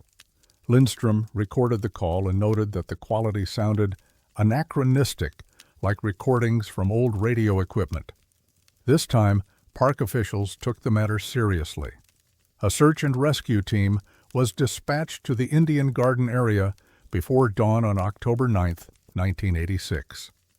They positioned personnel at strategic locations and waited. At 6:23 a.m., the call came through. The team immediately began searching. They found nothing. A park ranger named Dr. Elena Kowalski, who had a background in electronics and communications, analyzed the recorded transmissions from 1984, 1985, and 1986. Her report, dated November 1986, noted several unusual characteristics. The transmission quality suggested amplitude modulation technology common in the 1960s and 70s, not the frequency modulation systems used by park radios in the 1980s. The voice exhibited characteristics of analog tape compression, as though the signal had been recorded and replayed rather than transmitted live. Most significantly, when she overlaid the 3 recordings and synchronized them, they matched almost perfectly, same words, same static patterns, same duration of 12 seconds. Dr. Kowalski recommended installing direction-finding equipment to triangulate the source. The equipment was deployed in October 1987. When the transmission occurred, once again at 6:23 a.m. on October 9th, the triangulation placed the source at a specific coordinate, approximately 1.3 miles northwest of Indian Garden at an elevation of 4,200 feet. That coordinate corresponded to a sheer cliff face of tapeat sandstone. No trails approach the area. No caves or overhangs exist at that elevation. The rock face is nearly vertical and offers no ledges where a person could stand or where equipment could be placed. A climbing team rappelled to the location in November 1987. They found solid rock, no crevices, no anomalies. The cliff showed no signs of human presence, no pitons, no rope marks, no boot scuffs. Between 1988 and 1995, the call continued annually. Dispatch operators began to expect it. Some found it unsettling. Others treated it as a curiosity. A ranger named Yuki Nakamura, who worked dispatch during several October 9ths in the early 1990s, stated in a written account that the voice sounded desperate, genuinely distressed, not like a prank or recording. Whoever it was or is believes they need help. In 1996, the National Park Service contracted with a telecommunications consultant named Dr. Marcus Osei to analyze the phenomenon. Dr. Osei brought spectrum analyzers and digital recording equipment. He was present in dispatch on October 9, 1996, when the call came through at 6:23 a.m. His analysis confirmed Dr. Kowalski's earlier findings. The signal used outdated modulation, the voice characteristics suggested analog recording, and the transmission repeated with almost perfect fidelity to previous years. Dr. Osei noted one additional detail. Background noise in the transmission included sounds consistent with wind moving through canyon terrain and the distant sound of flowing water. He estimated the water sound matched the acoustic profile of a creek or small stream, not the Colorado River. Garden Creek, which flows past Indian Garden, produces similar acoustic signatures. Most disturbing, Dr. Osei's equipment detected a carrier wave that persisted for 3 seconds after the voice transmission ended. The carrier wave's frequency was 217.5 megahertz, a frequency that had been allocated to National Park Service radios in the 1960s, but was discontinued in favor of different frequencies in 1973. Modern park radios do not use that frequency and cannot transmit on it. Dr. Osei's report, submitted in December 1996, concluded that the transmission appears to be a genuine radio signal using obsolete technology originating from the specified coordinates and repeating annually with unexplained precision. He recommended installing permanent monitoring equipment and attempting to trace historical radio usage records to identify possible sources. The Park Service installed monitoring equipment in 1997. The equipment included receivers tuned to the specific frequency, recorders, and time-synchronized cameras aimed at the cliff face coordinate. On October 9, 1997, at 6:23 a.m., the equipment captured the transmission. The cameras showed only empty cliff face, no visible light, no movement, no anomalies. But the radio signal was there, recorded on multiple independent devices.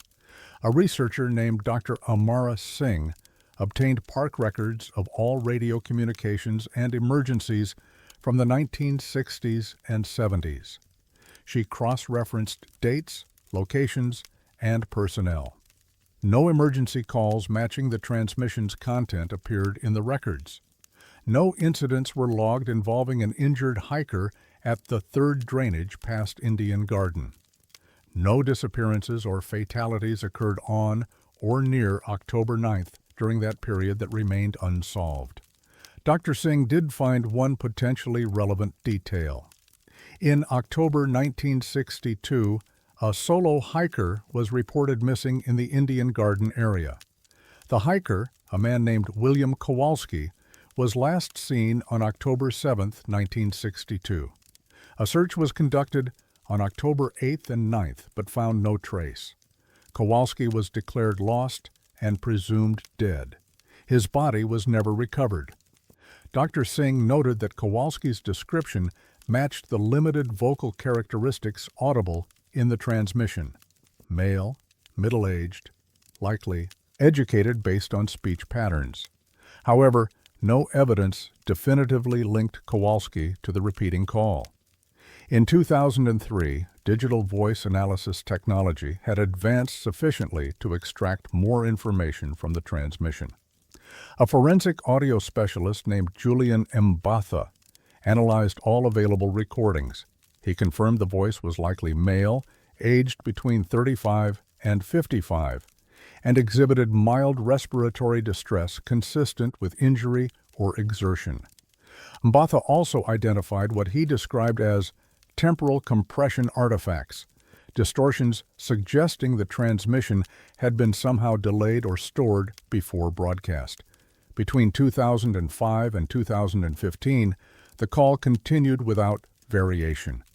Every October 9th, 6:23 a.m., 12 seconds.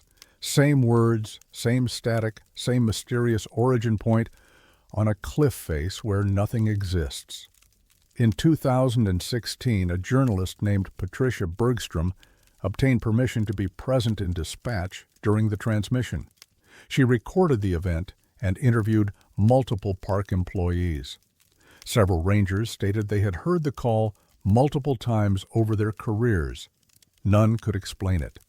When Bergstrom asked why the phenomenon wasn't publicized, a park spokesperson stated that annual radio anomalies are documented internally but do not constitute a public safety concern warranting visitor notification. The Park Service has never issued a public statement about the repeating call. Dispatch logs record it each year as unidentified transmission, no response, no action required. New dispatch operators are briefed about it during training, but are instructed to log and ignore it. In 2019, an amateur radio operator visiting the park brought direction-finding equipment and attempted to triangulate the signal. He confirmed the source location matched previous findings, the cliff face northwest of Indian Garden. He also noted that the transmission's polarization suggested a vertical antenna, which would be impossible to position on a sheer rock wall. The call came again in 2020, 2021, 2022, and 2023, each time at 6:23 a.m. on October 9th, each time identical to the last. The voice continues to call from somewhere that has no room for a person, using equipment that should not exist, requesting help at a location that does not appear on any map. Dispatch operators hear it, log it, and move on with their day.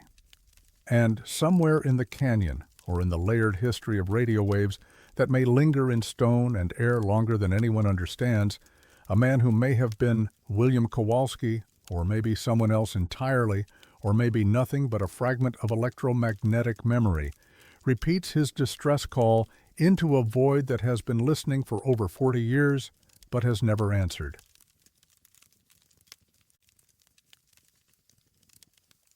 Rocks fall from the canyon rim at Plateau Point, and they land in patterns that should not exist. Plateau Point is a prominent overlook on the Tonto Trail in Grand Canyon National Park, accessible via a spur trail from Indian Garden. The point extends northward into the canyon, offering 360-degree views of the inner gorge, the Colorado River, and the layered rock formations that define the landscape. The elevation at Plateau Point is approximately 3,760 feet, roughly 1,000 feet above the river and 3,000 feet below the south rim. The geology consists primarily of Tapete sandstone overlying Vishnu schist, with steep drop-offs on three sides. Rockfall is common in the Grand Canyon. Freeze-thaw cycles, thermal expansion, and gravity cause stones to break loose from cliff faces daily.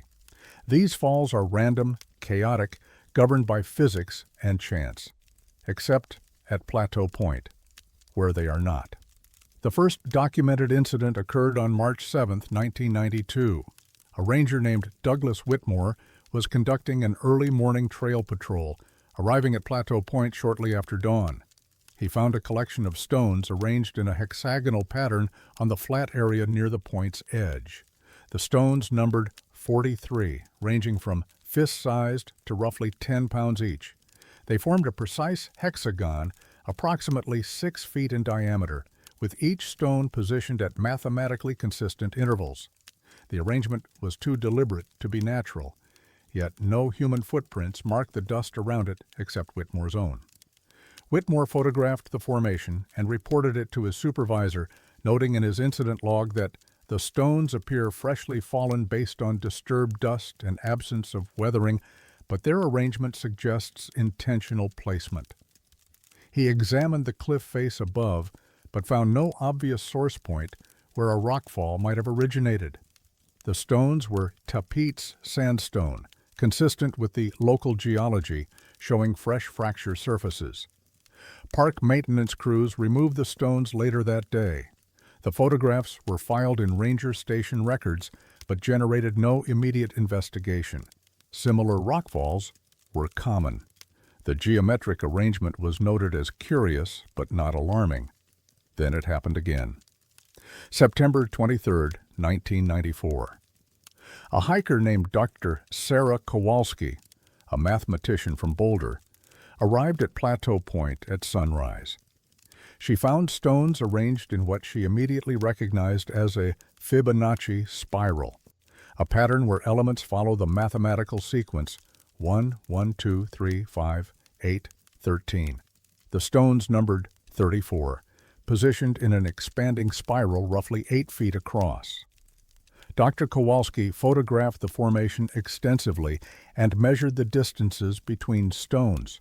Her measurements, later documented in a letter to the Park Service, showed ratios consistent with the golden ratio of 1.618, a fundamental constant in natural spiral formations. Dr. Kowalski noted that while Fibonacci patterns appear in nature, in pine cones, sunflowers, nautilus shells, they do not appear in random rockfalls.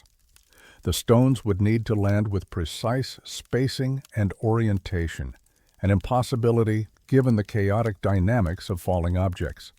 A ranger named Vincent Takahashi investigated Dr. Kowalski's report. He confirmed that the stones showed characteristics of recent rockfall: fresh breaks, displaced dust, no lichen or weathering.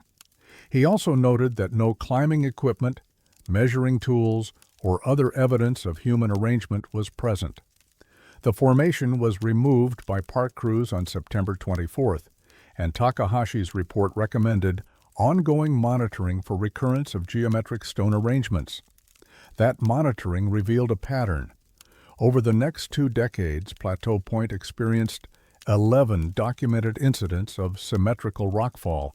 Each occurred between March and October.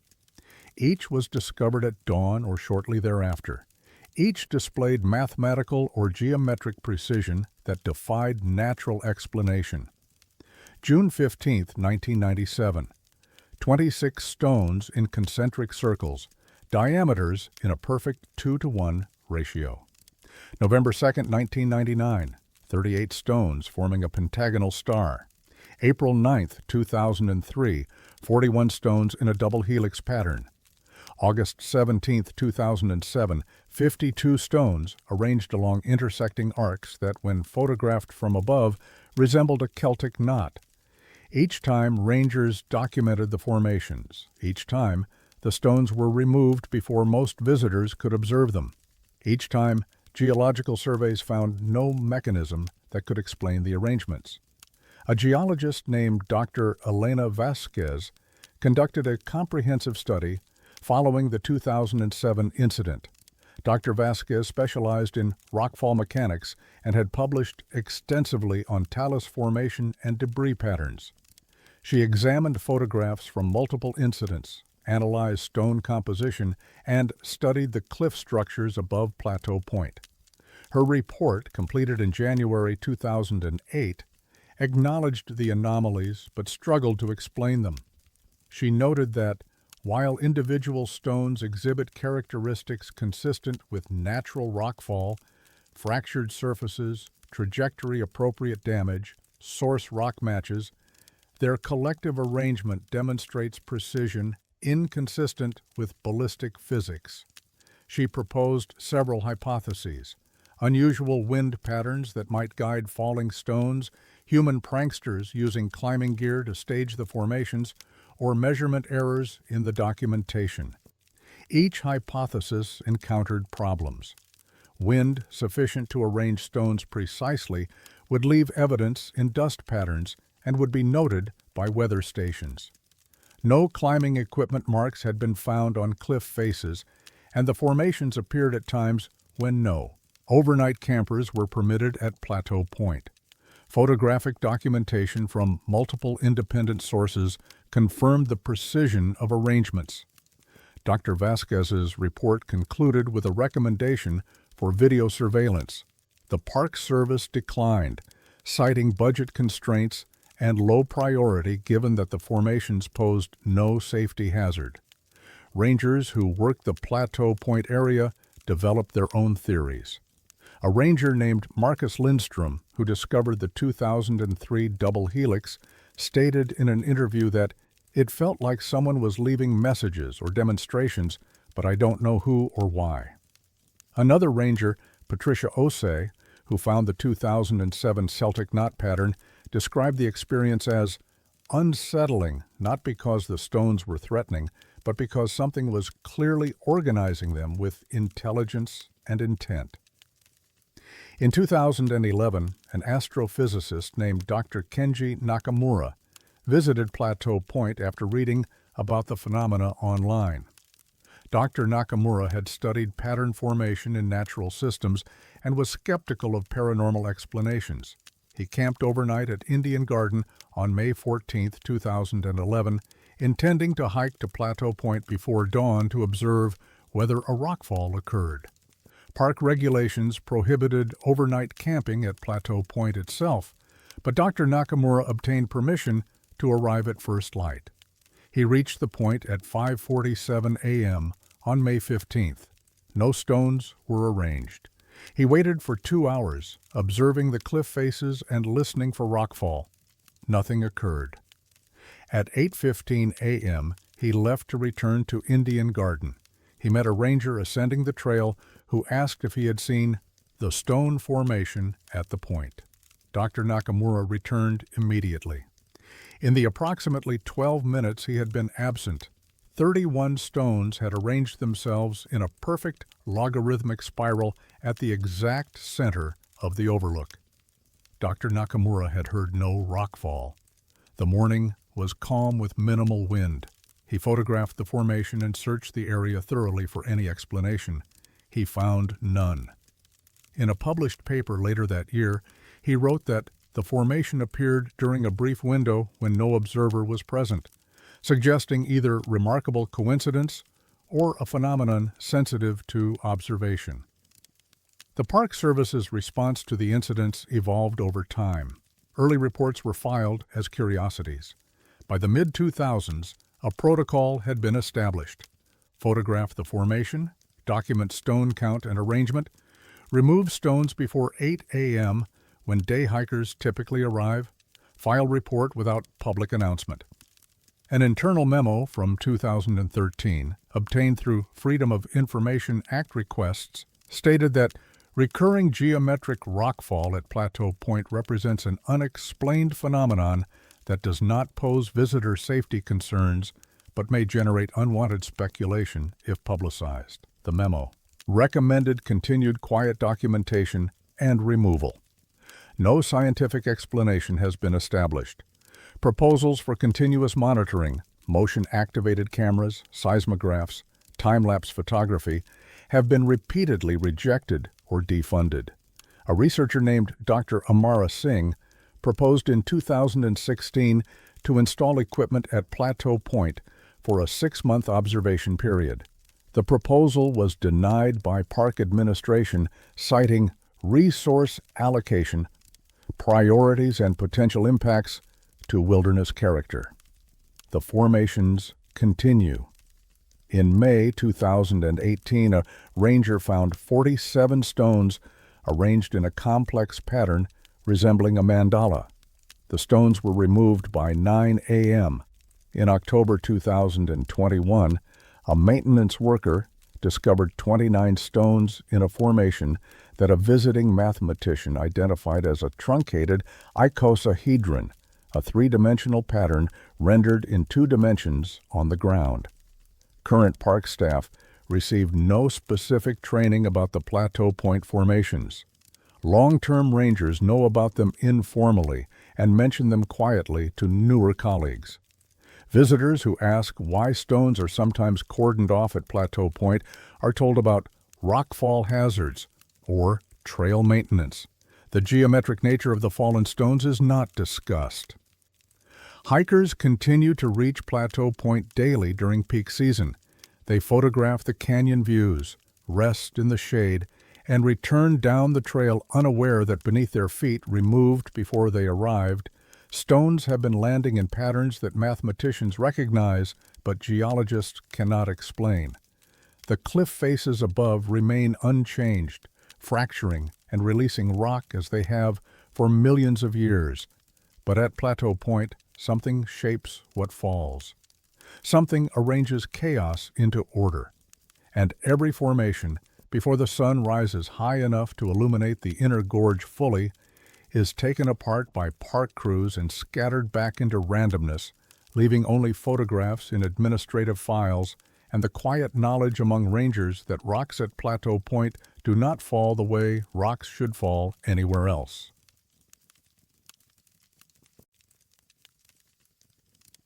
Sometimes the sun rises twice at Yavapai Point, and the second time is identical to the first.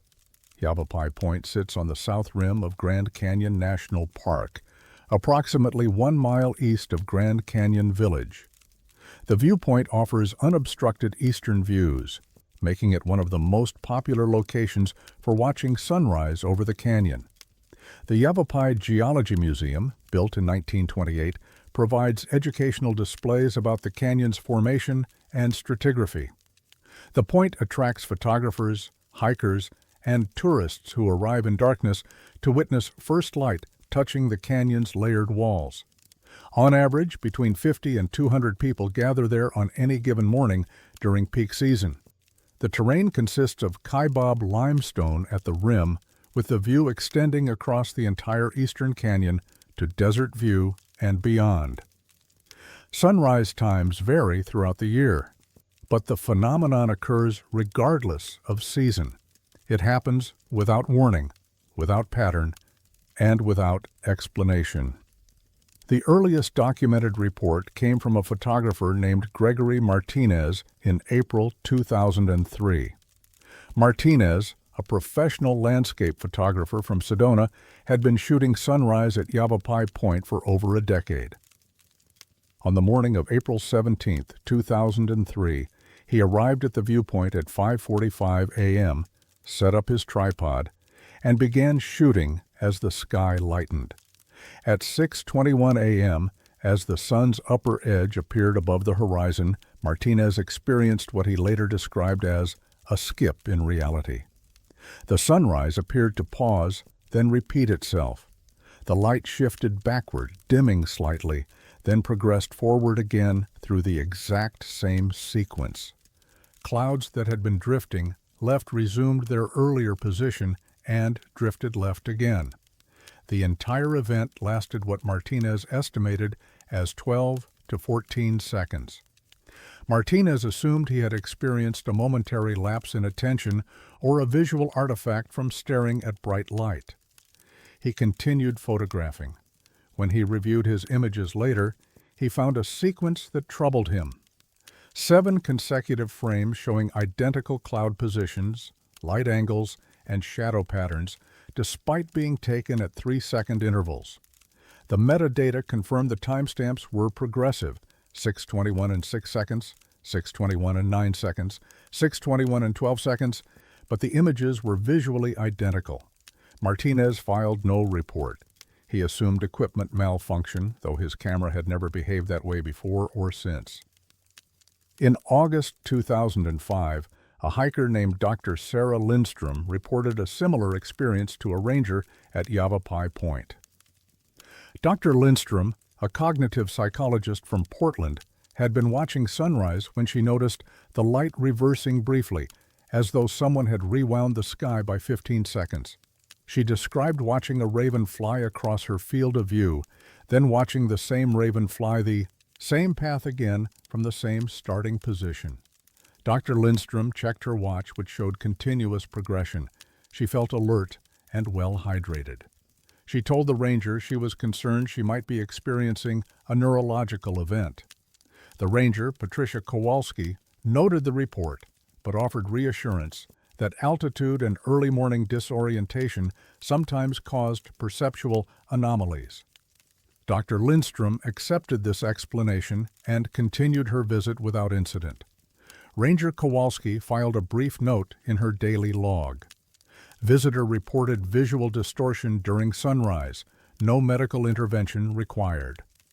Between 2006 and 2015, at least 38 similar reports were filed by visitors, though many likely went unreported. The descriptions were remarkably consistent.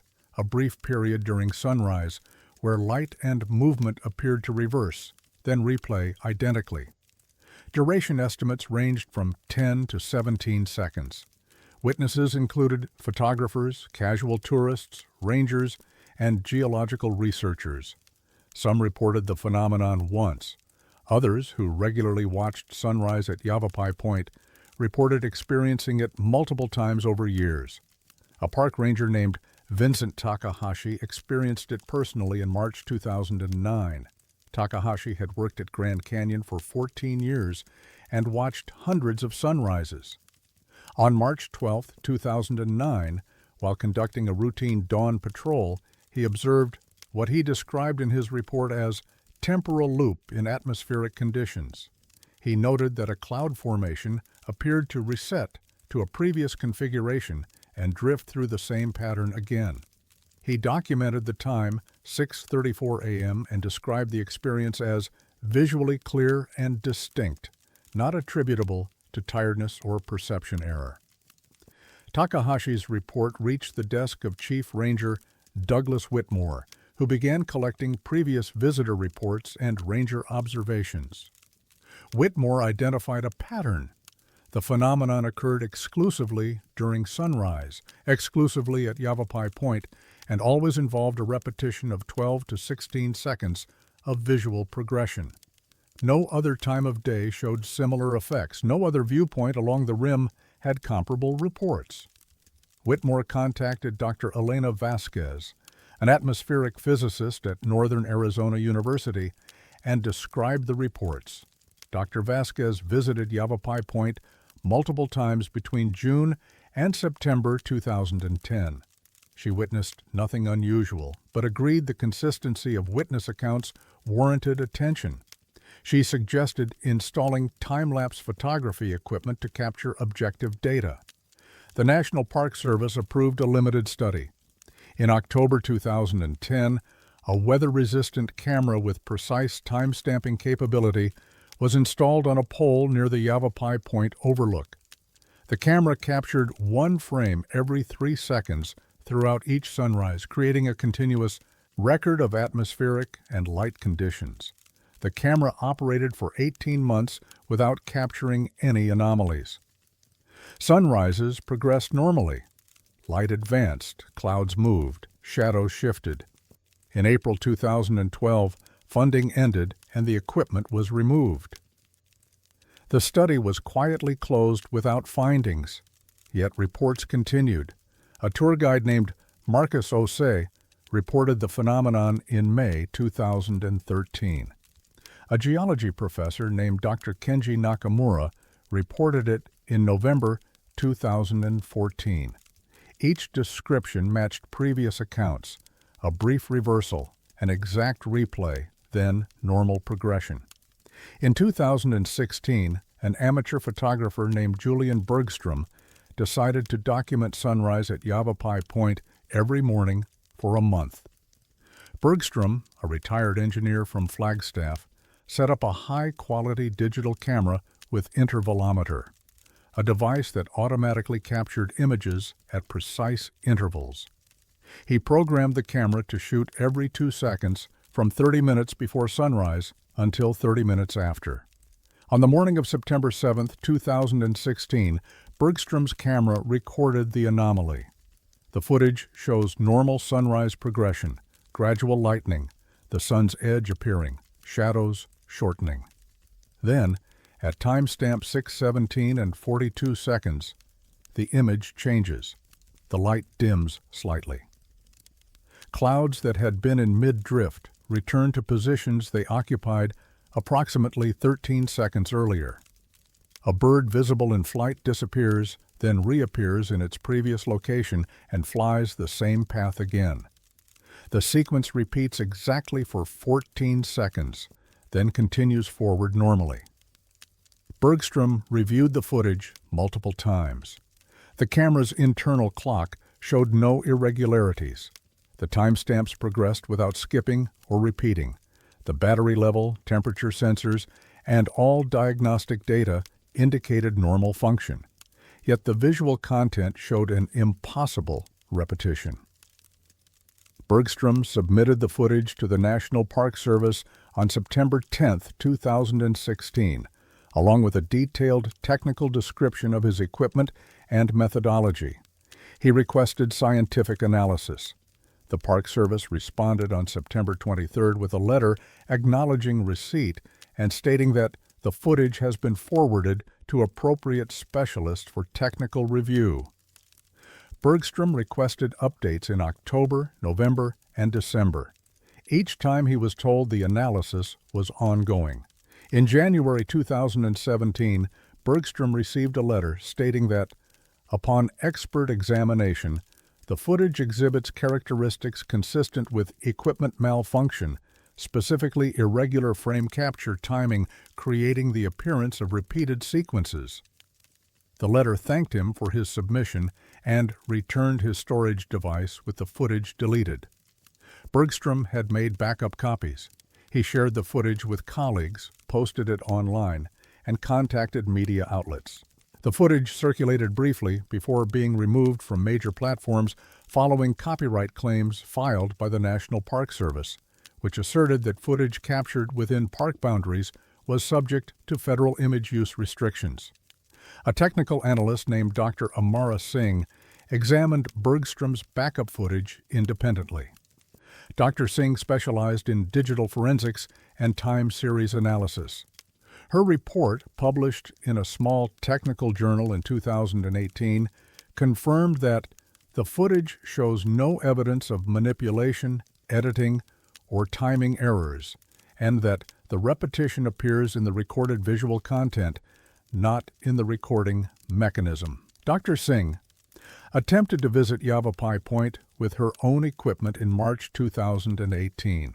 The Park Service denied her research permit, citing ongoing internal investigations and resource protection concerns.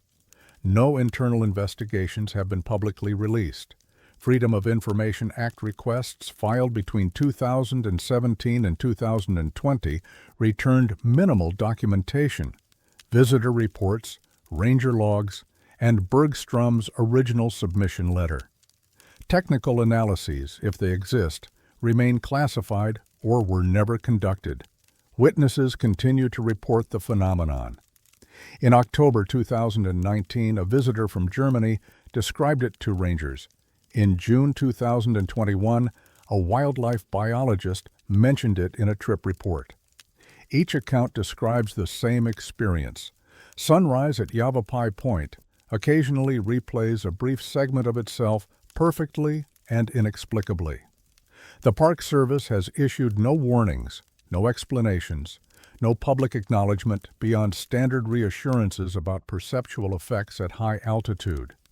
Rangers who have experienced it personally are instructed to log observations internally but avoid discussing them with visitors. The automated weather station at Yavapai Point records temperature, humidity, and barometric pressure, but has never detected corresponding anomalies during reported incidents. Photographers still arrive before dawn. They set up tripods, adjust exposures, and wait for first light. Most see a normal sunrise, gradual, progressive, unrepeatable.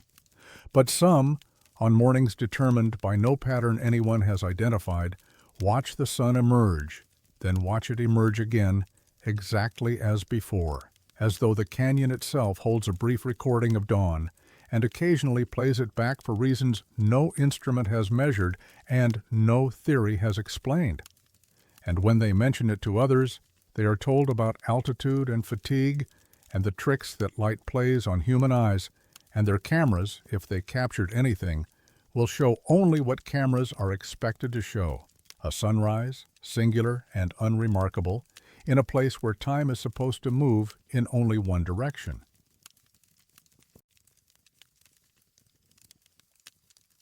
Three logs lie near Bright Angel Campground that will not burn, and they will not stay gone. Bright Angel Campground sits at the bottom of the Grand Canyon along Bright Angel Creek, approximately half a mile north of the Colorado River, at an elevation of roughly 2,480 feet.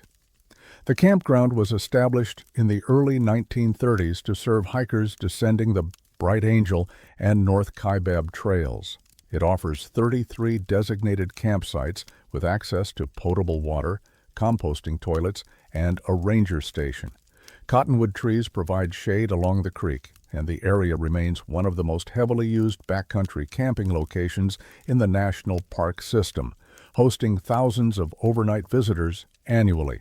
Campfires are prohibited at Bright Angel Campground due to fire danger, limited wood resources, and air quality concerns within the inner gorge. Rangers enforce this regulation strictly. However, the prohibition has nothing to do with three particular logs that have occupied the same positions near Campsite 14 for as long as current records extend. The logs appear unremarkable at first glance. They are deadfall, fallen timber in various stages of what should be decomposition. One measures approximately 8 feet in length and 14 inches in diameter. Another is shorter, roughly 5 feet long and 10 inches across. The third is a fragment, perhaps 4 feet in length and 12 inches wide.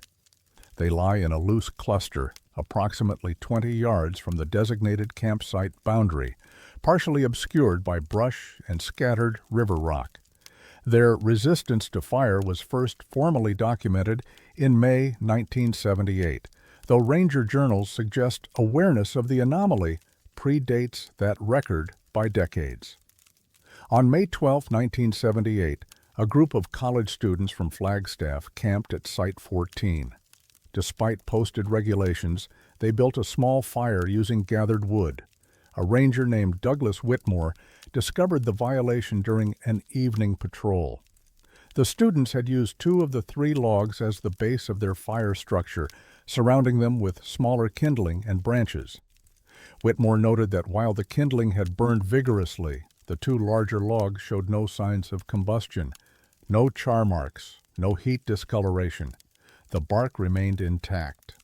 Whitmore extinguished the fire, cited the students for the violation, and examined the logs more closely. They were cool to the touch, despite having been surrounded by flame for what the students estimated was 45 minutes. Whitmore documented the incident in his patrol log and mentioned it to a colleague, Ranger Patricia Vasquez, who had worked at Bright Angel for 6 years. Vasquez told him the logs were known among long-term rangers, but not discussed with visitors. She said previous attempts to burn them had failed similarly and that they've been there as long as anyone remembers. Intrigued, Whitmore conducted his own test. On May 14, 1978, with approval from the chief ranger, he attempted to ignite one of the logs using a propane torch. He applied direct flame to the wood surface for 3 minutes. The log did not ignite. It did not smoke. It did not become warm. Whitmore tested the log's moisture content using a handheld meter. The reading showed approximately 12% moisture, well within the range for burnable seasoned wood. He sent samples to a wood analysis laboratory at Northern Arizona University. The results identified the wood as Fremont cottonwood, a species common along Bright Angel Creek. The cellular structure appeared normal. No unusual chemical compounds were detected. The wood should have burned. Between 1979 and 1985, several rangers attempted additional experiments. Ranger Thomas Kowalski soaked a section of one log in kerosene and applied a lighter. The kerosene burned. The wood did not. Ranger Elena Martinez used a cutting torch. a tool capable of generating temperatures exceeding 3,000 degrees Fahrenheit. The torch flame played across the log surface without effect. The wood remained cool enough to touch immediately after the torch was removed. In 1986, a dendrochronologist named Dr. Marcus Lindstrom visited Bright Angel Campground to study riparian tree growth patterns. He was informed about the logs by rangers and requested permission to extract core samples for dating. Dr. Lindstrom used an increment borer to extract pencil-thin cores from each of the 3 logs. His analysis, completed in November 1986, produced unexpected results. The largest log showed growth rings dating its death to 1887. The mid-sized log dated to 1934. The smallest fragment dated to 1982. All 3 were Fremont cottonwood. All 3 showed normal cellular structure and ring patterns consistent with trees grown in the canyon's microclimate. What disturbed Dr. Lindstrom was the preservation state. Wood exposed to the canyon environment, alternating extreme heat, occasional flooding, insect activity, and microbial decomposition should show significant degradation within decades. These logs showed none. The 1887 specimen, nearly 100 years old at the time of analysis, appeared as sound as freshly cut timber.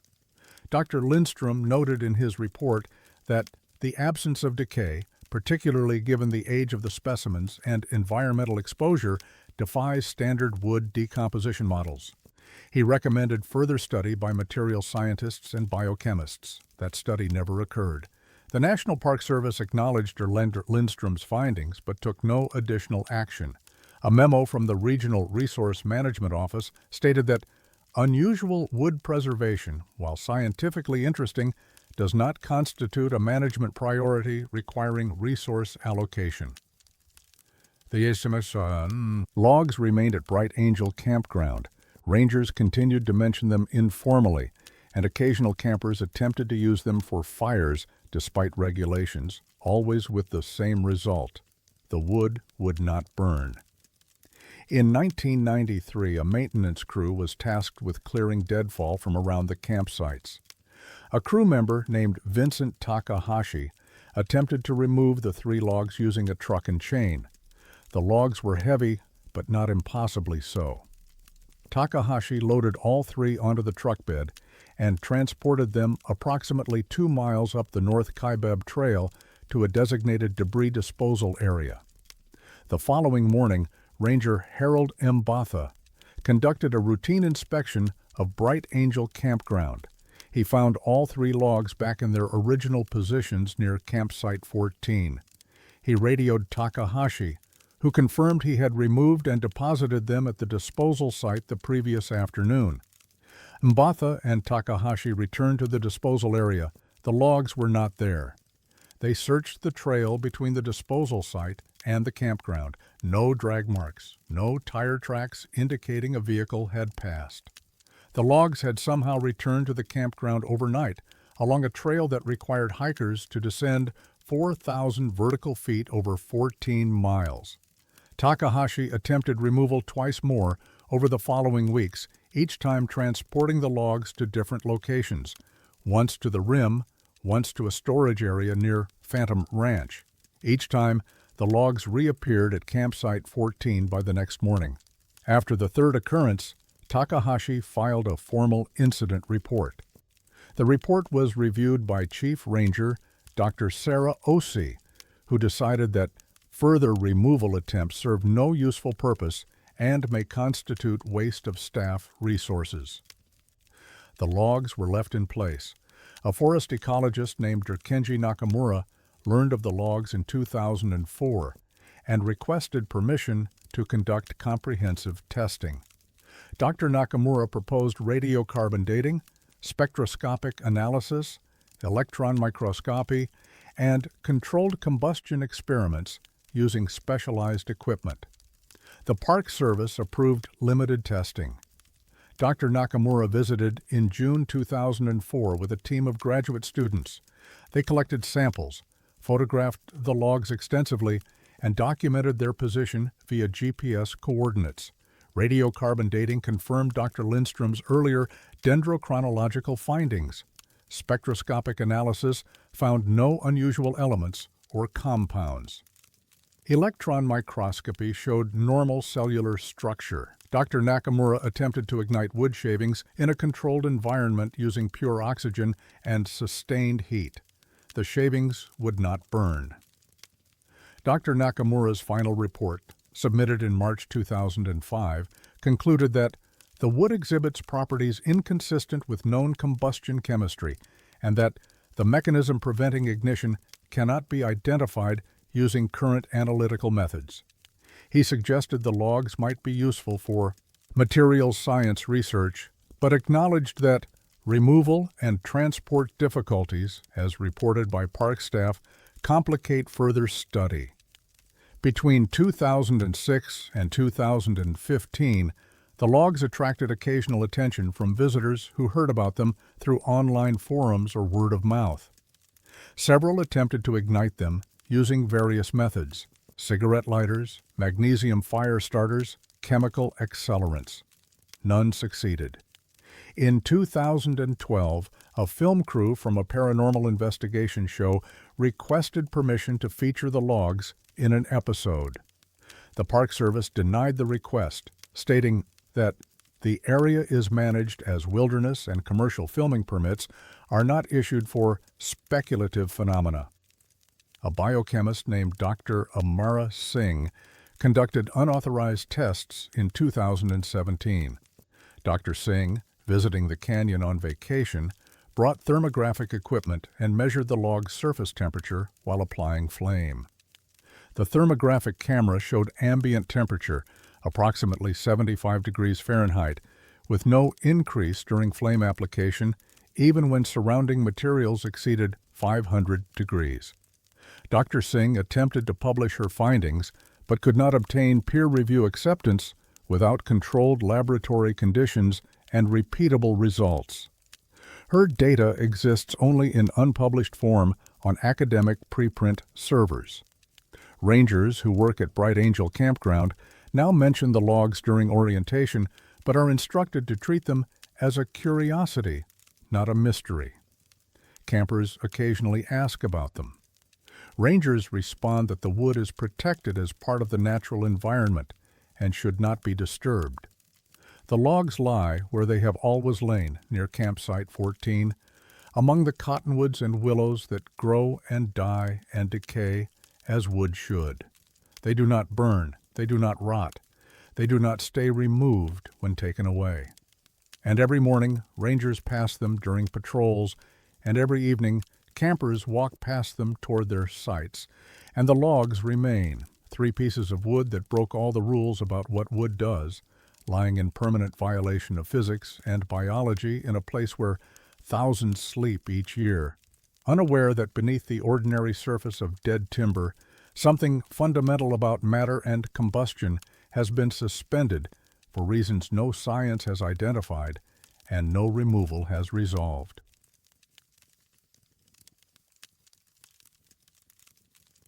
The river bottom at Nankoweap Creek changes depth without changing at all, and no one has measured what lies beneath.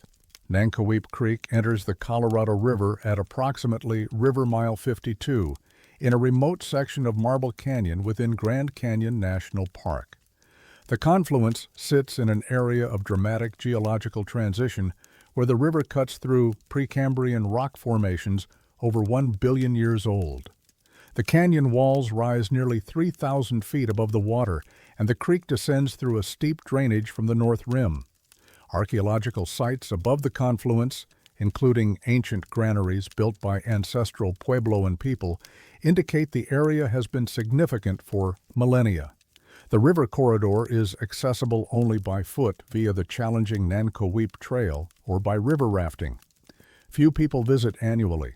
The river itself flows swift and cold, fed by releases from Glen Canyon Dam 16 miles upstream. Standard depth at the confluence during typical flow conditions ranges between 15 and 30 feet, depending on seasonal release patterns and sediment dynamics. The riverbed consists primarily of bedrock overlain by gravel and sand deposits. Geologically, it should be stable, predictable, and consistent. It is none of those things. The anomaly first appeared in United States Geological Survey records in August 1989, when a team conducting bathymetric surveys, measurements of underwater depth, recorded conflicting data at the Nankoweap confluence. The survey team, led by hydrologist Dr. Gregory Martinez, used sonar equipment to map the riverbed as part of a comprehensive study on sediment transport and channel morphology. On August 14, 1989, the team's initial sonar reading showed a depth of 23 feet at the deepest point of the confluence. They marked the location with GPS coordinates and continued downstream. On August 17th, returning upstream to verify their measurements, they recorded the same location at 61 feet deep. Dr. Martinez assumed equipment malfunction. The team recalibrated their sonar and repeated the measurement. The result remained 61 feet. Water levels had not changed. Dam releases remained constant. No storm events had occurred that might deposit or remove sediment. Yet the riverbed had apparently dropped 38 feet in 3 days. Dr. Martinez's team conducted additional surveys over the following week. Depth readings at the confluence varied between 19 feet and 68 feet, with no pattern corresponding to time of day, water flow, or equipment settings. On August 24th, a reading showed 112 feet, a depth that would place the riverbed below the level of exposed bedrock visible on the canyon walls nearby, a geological impossibility. The team's final report, submitted to the USGS in October 1989, noted the discrepancies but offered no explanation. Dr. Martinez wrote that depth variation of this magnitude without corresponding physical changes to channel morphology suggests either systematic equipment failure or the presence of subsurface voids not detectable by visual inspection.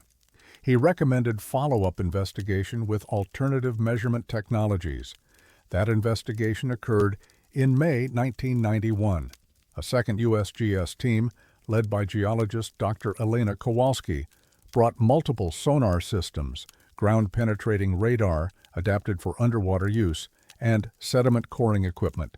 Over 6 days, they documented depth readings ranging from 17 feet to 357 feet at the same GPS coordinate. The most unsettling data came from sonar returns that suggested structure beneath the riverbed. On May 9, 1991, at approximately 2:30 p.m., Dr. Kowalski's equipment recorded echoes consistent with geometric voids, spaces that sonar interpreted as chambers or passages beneath solid rock. The imaging showed what appeared to be rectangular openings and angular formations incompatible with natural cave systems. Dr. Kowalski attempted to verify the readings using a remotely operated underwater camera. The camera descended along the marked coordinates. At 32 feet, the video feed showed bedrock and sediment, normal riverbed composition. At 48 feet, the camera's depth gauge and the surface team's sonar readings diverged. The camera indicated 48 feet. Sonar showed 193 feet. The camera continued descending, but reached bedrock at 51 feet and could go no deeper. Dr. Kowalski's report, dated July 1991, stated that depth measurement inconsistencies cannot be attributed to equipment error, as multiple independent systems produced conflicting but internally consistent results. She noted that sonar data suggesting subsurface voids may represent signal artifacts or reflections from unknown geological features, but acknowledged that no known canyon geology accounts for the observed readings. Between 1992 and 1997, 3 additional surveys documented similar anomalies. Depths varied wildly. Sonar occasionally detected apparent structures. Physical verification found only bedrock at shallow depths. In June 1998, the National Park Service approved a limited diving investigation.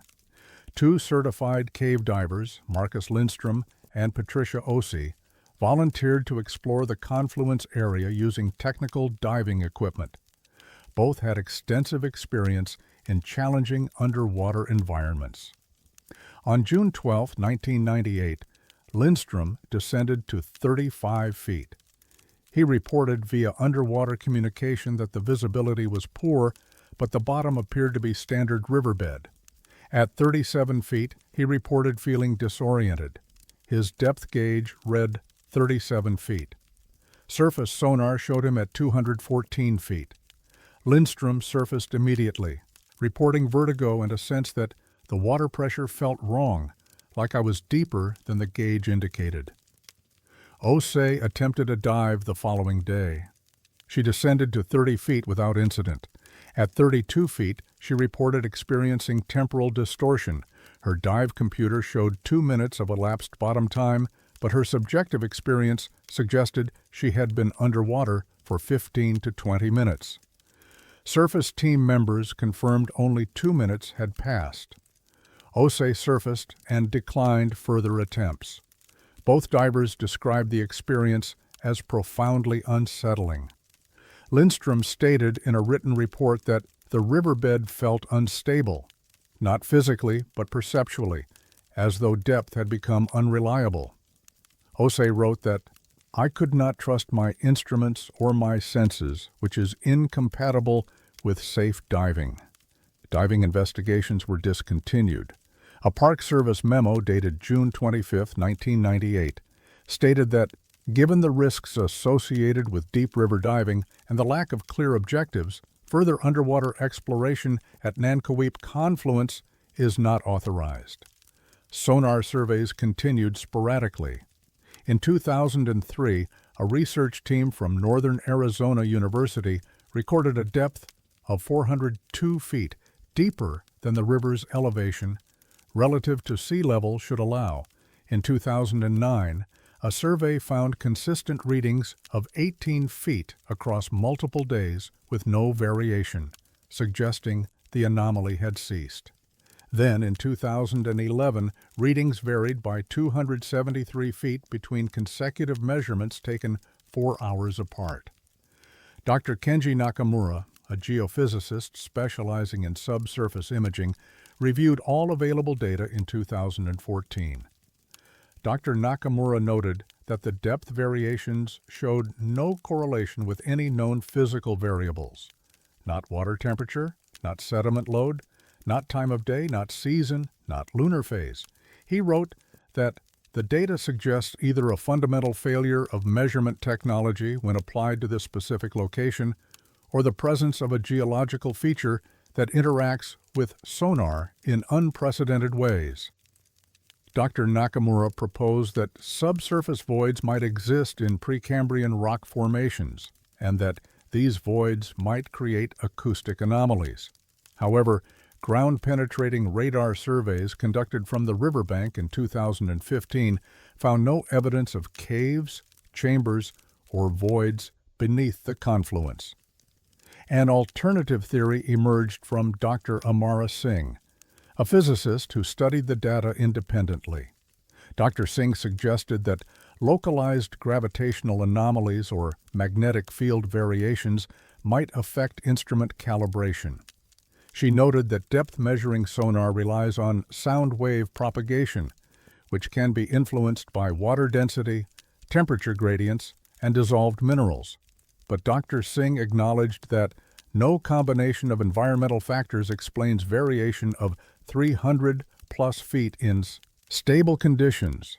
River guides who regularly pass Nankoweap Confluence have their own observations.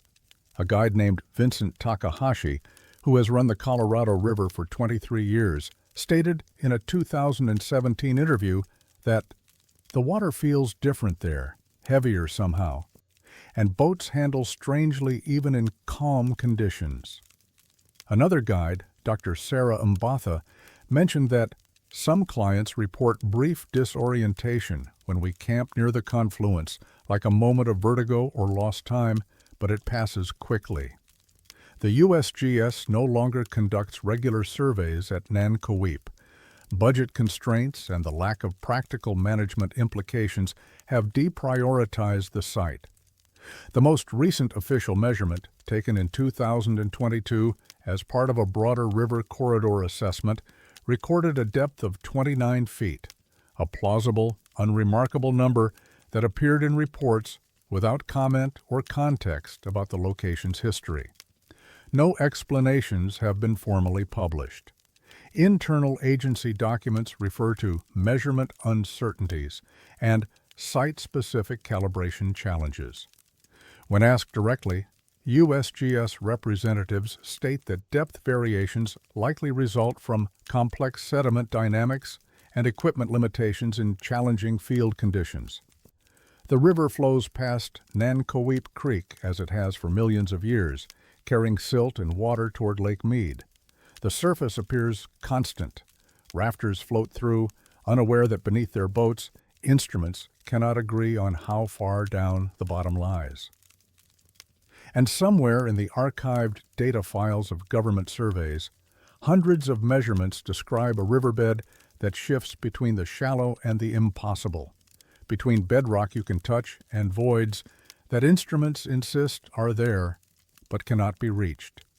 Depths that change without cause, suggesting either that every measurement tool fails in the same specific location or that the river bottom at Nankoweap opens into spaces that exist in sonar returns but not in physical reality, and no dive, no camera, no radar has ever proven which is true.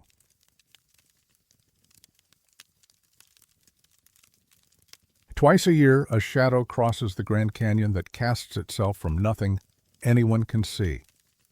Desert View Watchtower stands at the eastern edge of Grand Canyon National Park's south rim, approximately 25 miles east of Grand Canyon Village.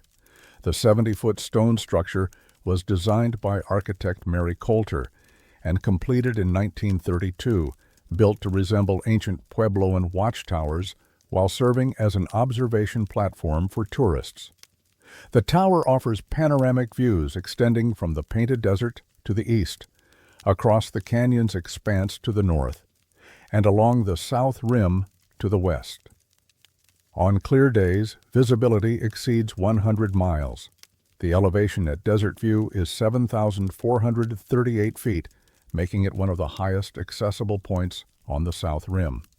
The vantage point allows observers to see vast sections of canyon terrain simultaneously: the layered geology, the Colorado River winding through the inner gorge, the interplay of light and shadow across cliff faces throughout the day. Shadow movement in the canyon follows predictable patterns based on sun angle, time of day, and season. Features cast shadows that lengthen, shorten, and shift according to basic principles of light and geometry, except for one shadow that moves independently twice each year, corresponding to no known source.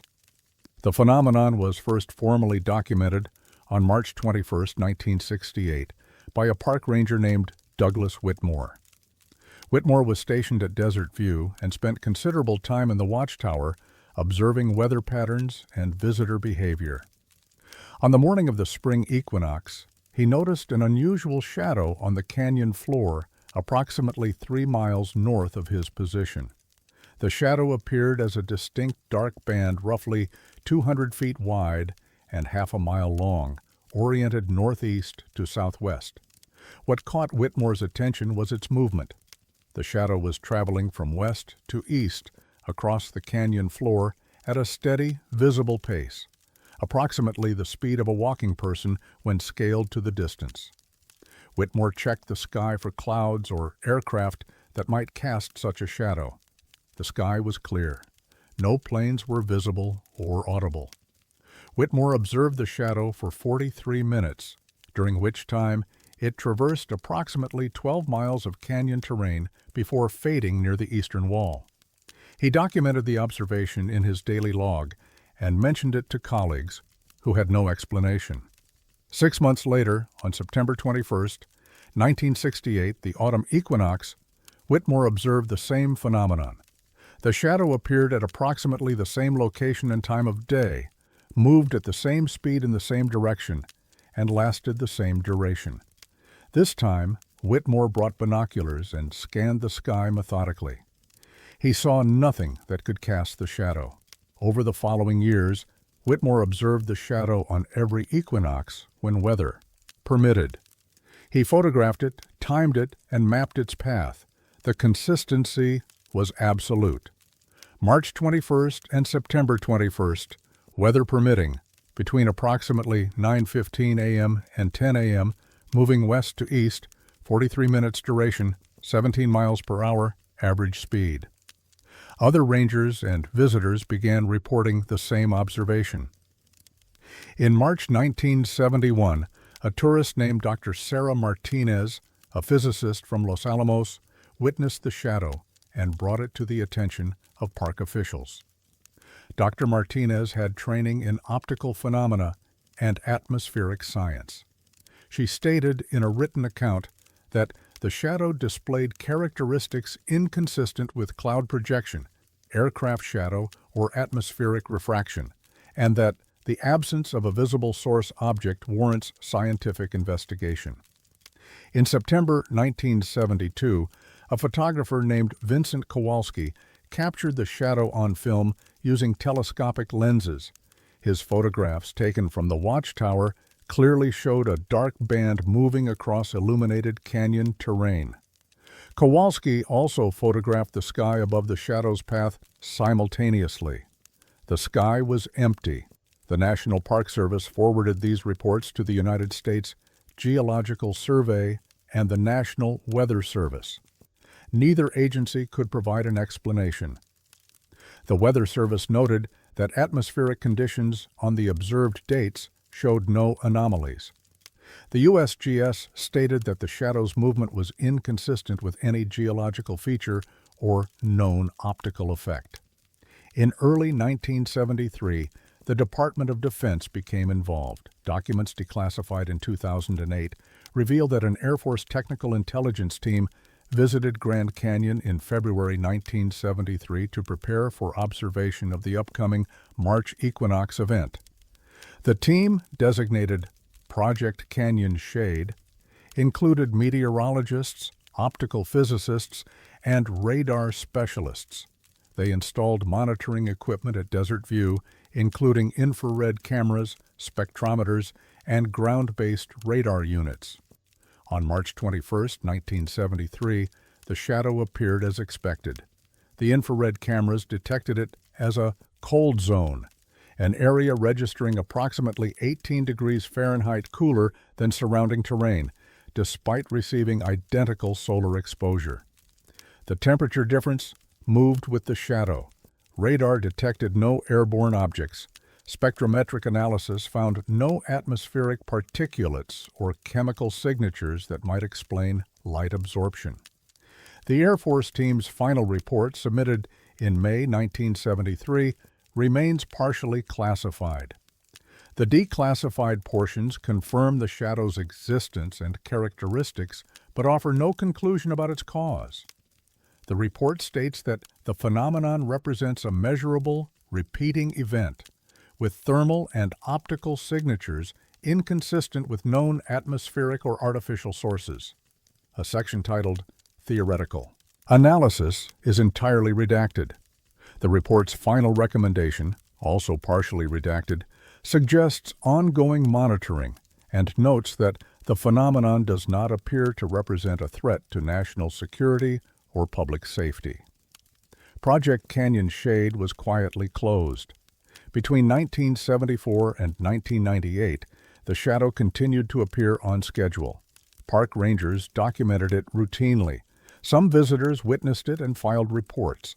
Others dismissed it as a natural occurrence they didn't fully understand. The Park Service maintained that it was likely an optical effect related to equinox sun angles, though no specific mechanism was ever identified. In March 1999, a team of atmospheric scientists from the University of Arizona requested permission to study the phenomenon. Dr. Elena Vasquez, who led the team, brought advanced imaging equipment including LIDAR, light detection and ranging, capable of mapping atmospheric particulates and measuring air density at distance. On March 21, 1999, Dr. Vasquez's equipment detected density variations in the air column above the shadow's path. The variation suggested a mass of cooler, denser air moving horizontally at altitude, similar to a localized cold front but oriented vertically and traveling against prevailing winds. However, weather balloons launched simultaneously detected no temperature or pressure anomalies at any altitude.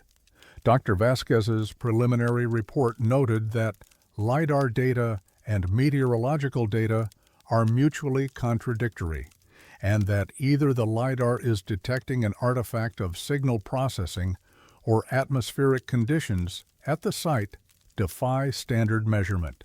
She requested funding for extended study. The request was denied. A ranger named Marcus Lindstrom, who worked at Desert View between 2002 and 2009, stated in an interview that everyone who worked there long enough saw the shadow, and everyone had theories, but no one had proof. Lindstrom mentioned that visitors occasionally asked about it after witnessing it themselves, and rangers were instructed to describe it as an interesting optical effect related to equinox geometry. In 2011, an amateur astronomer named Patricia Osei brought a solar telescope to Desert View on the spring equinox, theorizing that the shadow might relate to solar activity or coronal events. She observed the sun continuously during the 43-minute window when the shadow transited. Solar activity was normal. No sunspots, flares, or unusual emissions occurred. Osei did note one detail. During the shadow's transit, the sun's apparent position seemed subtly wrong relative to standard astronomical calculations. She estimated a discrepancy of approximately 0.3 degrees, barely perceptible but measurable. When she reported this to the Park Service, she was told that parallax error, or atmospheric refraction, likely explained the observation. In 2016, satellite thermal imaging became detailed enough to observe the canyon from space. A researcher named Dr. Kenji Nakamura obtained archived satellite data for March and September dates spanning 2012 through 2015. The thermal imagery showed a cold zone matching the ground-based observations, a band of reduced temperature crossing the canyon floor on equinox dates, visible from orbit. Dr. Nakamura cross-referenced the data with satellite positions and sun angles. The shadow appeared regardless of satellite viewing angle, confirming it was not an imaging artifact. He published his findings in a remote sensing journal, noting that the phenomenon is detectable from multiple observation platforms and represents a genuine thermal and optical event requiring explanation. No explanation has been provided. The Air Force has not released the redacted portions of Project Canyon Shade. The National Park Service continues to characterize the shadow as a natural occurrence. When journalists have inquired, park spokespersons have stated that atmospheric and optical effects in the canyon environment can produce unusual visual phenomena, particularly during equinox periods when sun angles create dramatic light conditions. The shadow continues to appear. March 21st and September 21st, barring heavy cloud cover or storms, observers at Desert View Watchtower can watch it cross the canyon floor, a moving band of darkness with no visible source, a cold zone in full sunlight, a transit that takes exactly 43 minutes and travels exactly 12 miles before vanishing against the eastern canyon wall. Rangers no longer document it routinely. Visitors who notice it are told about the complexities of canyon light. The monitoring equipment installed in 1973 was removed decades ago. And twice each year, When Earth's axial tilt positions the sun directly above the equator, something moves across the Grand Canyon that blocks light and lowers temperature and appears on cameras and infrared sensors, but corresponds to nothing in the sky above it, a shadow that persists in crossing terrain without an object to cast it, moving against the sun's geometry, arriving on schedule with the precision of celestial mechanics, but the wrongness of something that should not exist in the predictable patterns of light and stone.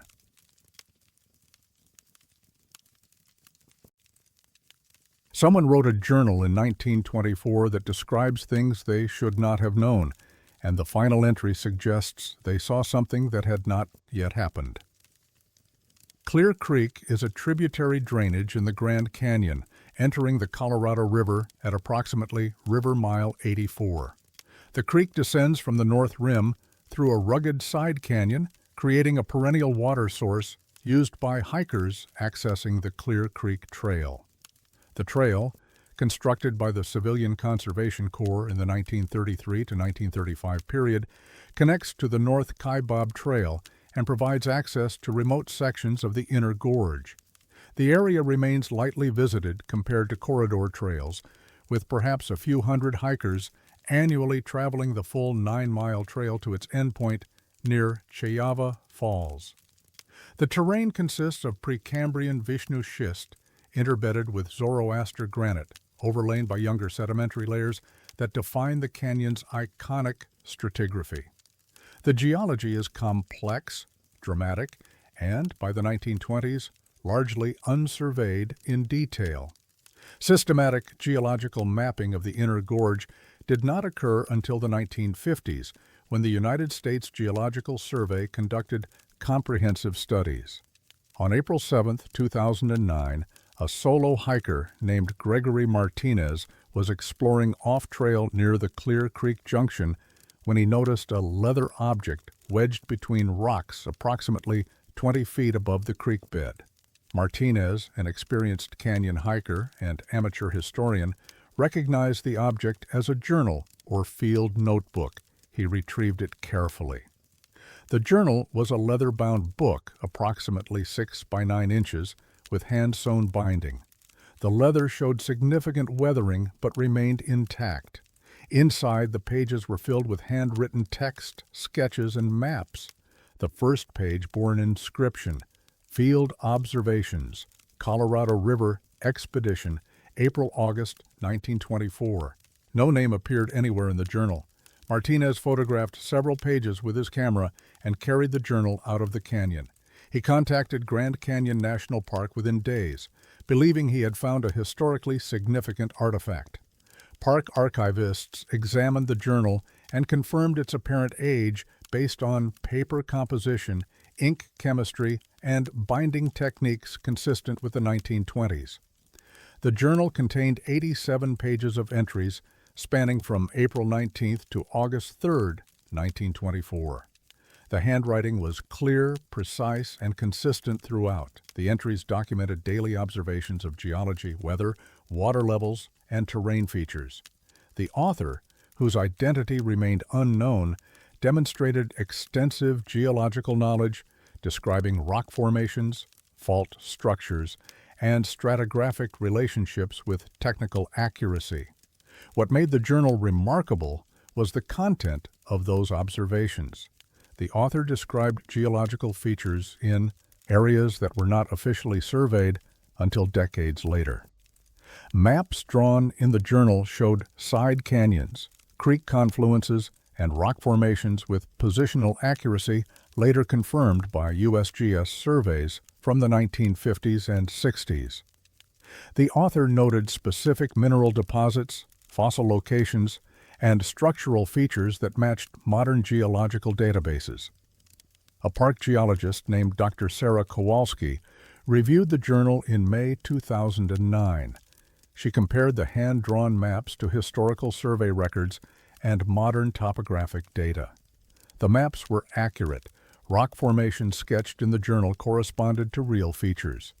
Stratigraphic columns, diagrams showing rock layer sequences matched what USGS geologists documented 30 years later.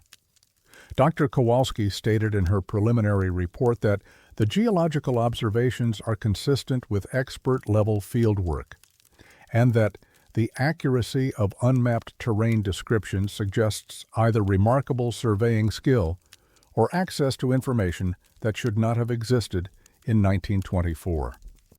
The journal entries themselves read as standard field notes.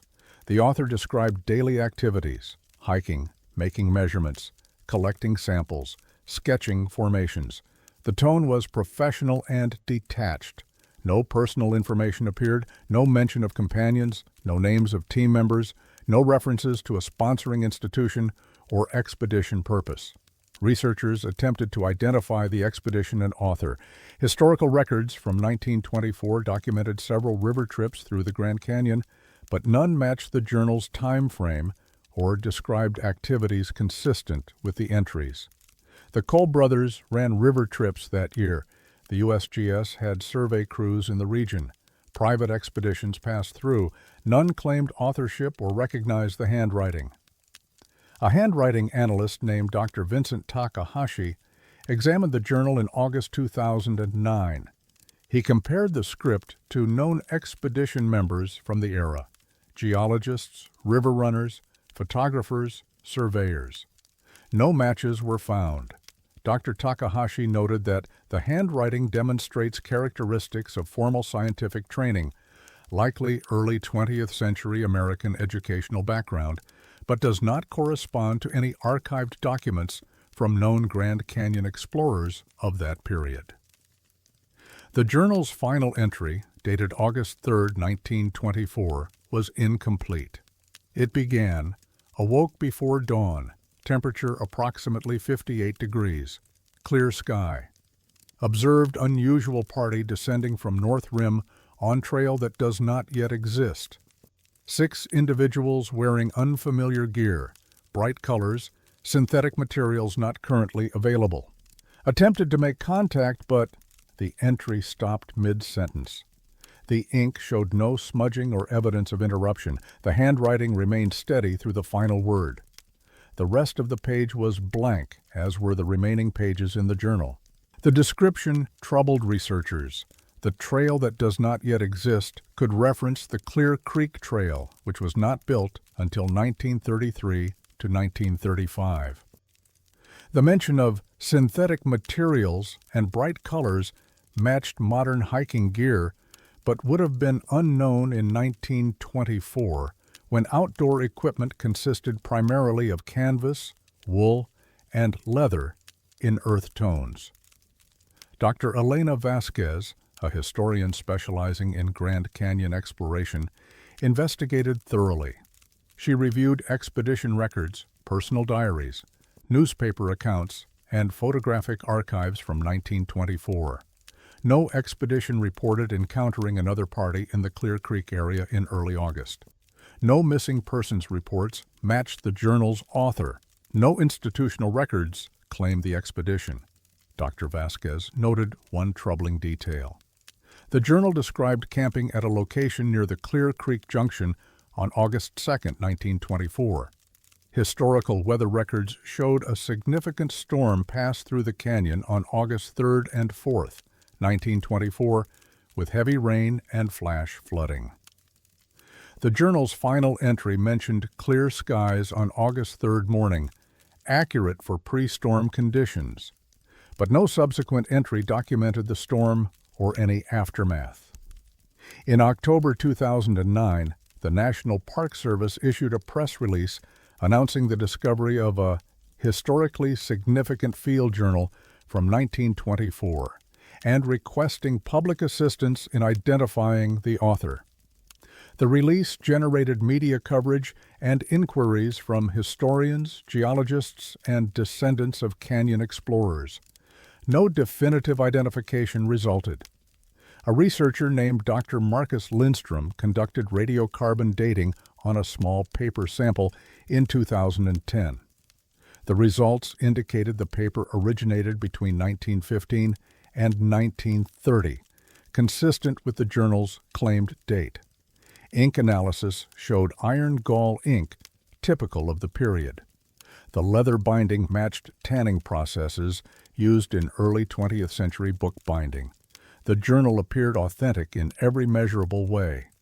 Yet its author remained unknown, and its contents described knowledge that should not have existed in 1924. Dr. Kenji Nakamura, a physicist with an interest in historical anomalies, reviewed the journal in 2012. He focused on the final entry's description of the unusual party. Dr. Nakamura noted that the language suggested the author perceived the encounter as real and immediate, attempted to make contact, not as a vision, dream, or hallucination. He wrote that the author describes observing people who, by clothing and equipment, could only be from a later time period, and describes this observation with the same matter-of-fact tone used throughout the journal for conventional geological notes. Between 2013 and 2018, several theories emerged. Some suggested the journal was an elaborate hoax, a modern creation artificially aged. Material analysis refuted this. Others proposed the author was a lone surveyor working independently, perhaps mentally unstable. The geological accuracy argued against incompetence or delusion. A few researchers suggested the author genuinely encountered time-displaced hikers, though this theory found no academic support. The National Park Service archived the journal in climate-controlled storage. High-resolution scans were made available for research. The journal remains cataloged as Unidentified Explorers Field Journal, 1924, with a notation that authorship and expedition context remain unconfirmed despite extensive investigation. In 2021, a retired geologist named Dr. Amara Singh compared the journal's geological observations to satellite mapping data and modern three-dimensional canyon models. She confirmed that the hand-drawn maps were accurate to within 50 feet of actual terrain features. She stated in a published article that the author possessed surveying skill and geological knowledge consistent with professional training, and described terrain features with accuracy that suggests direct observation combined with analytical understanding. What Dr. Singh found most unsettling was a small notation in the margin of the July 27th entry.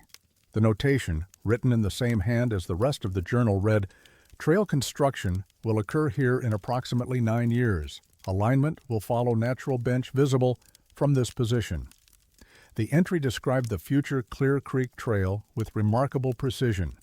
The CCC would begin building the trail in 1933, 9 years later, and the alignment followed the natural bench the author identified. No explanation satisfies all evidence. The journal is real. The observations are accurate. The knowledge it contains exceeds what should have been available in 1924. And the final entry describes an encounter that suggests the author saw hikers from a future they could not have lived to witness. The journal rests in archive storage, 87 pages of careful scientific documentation that ends mid-sentence with a description of the impossible. The author's name is unknown. Their fate is unknown. Whether they continued their expedition, were lost in the August storm, or simply stopped writing remains unresolved.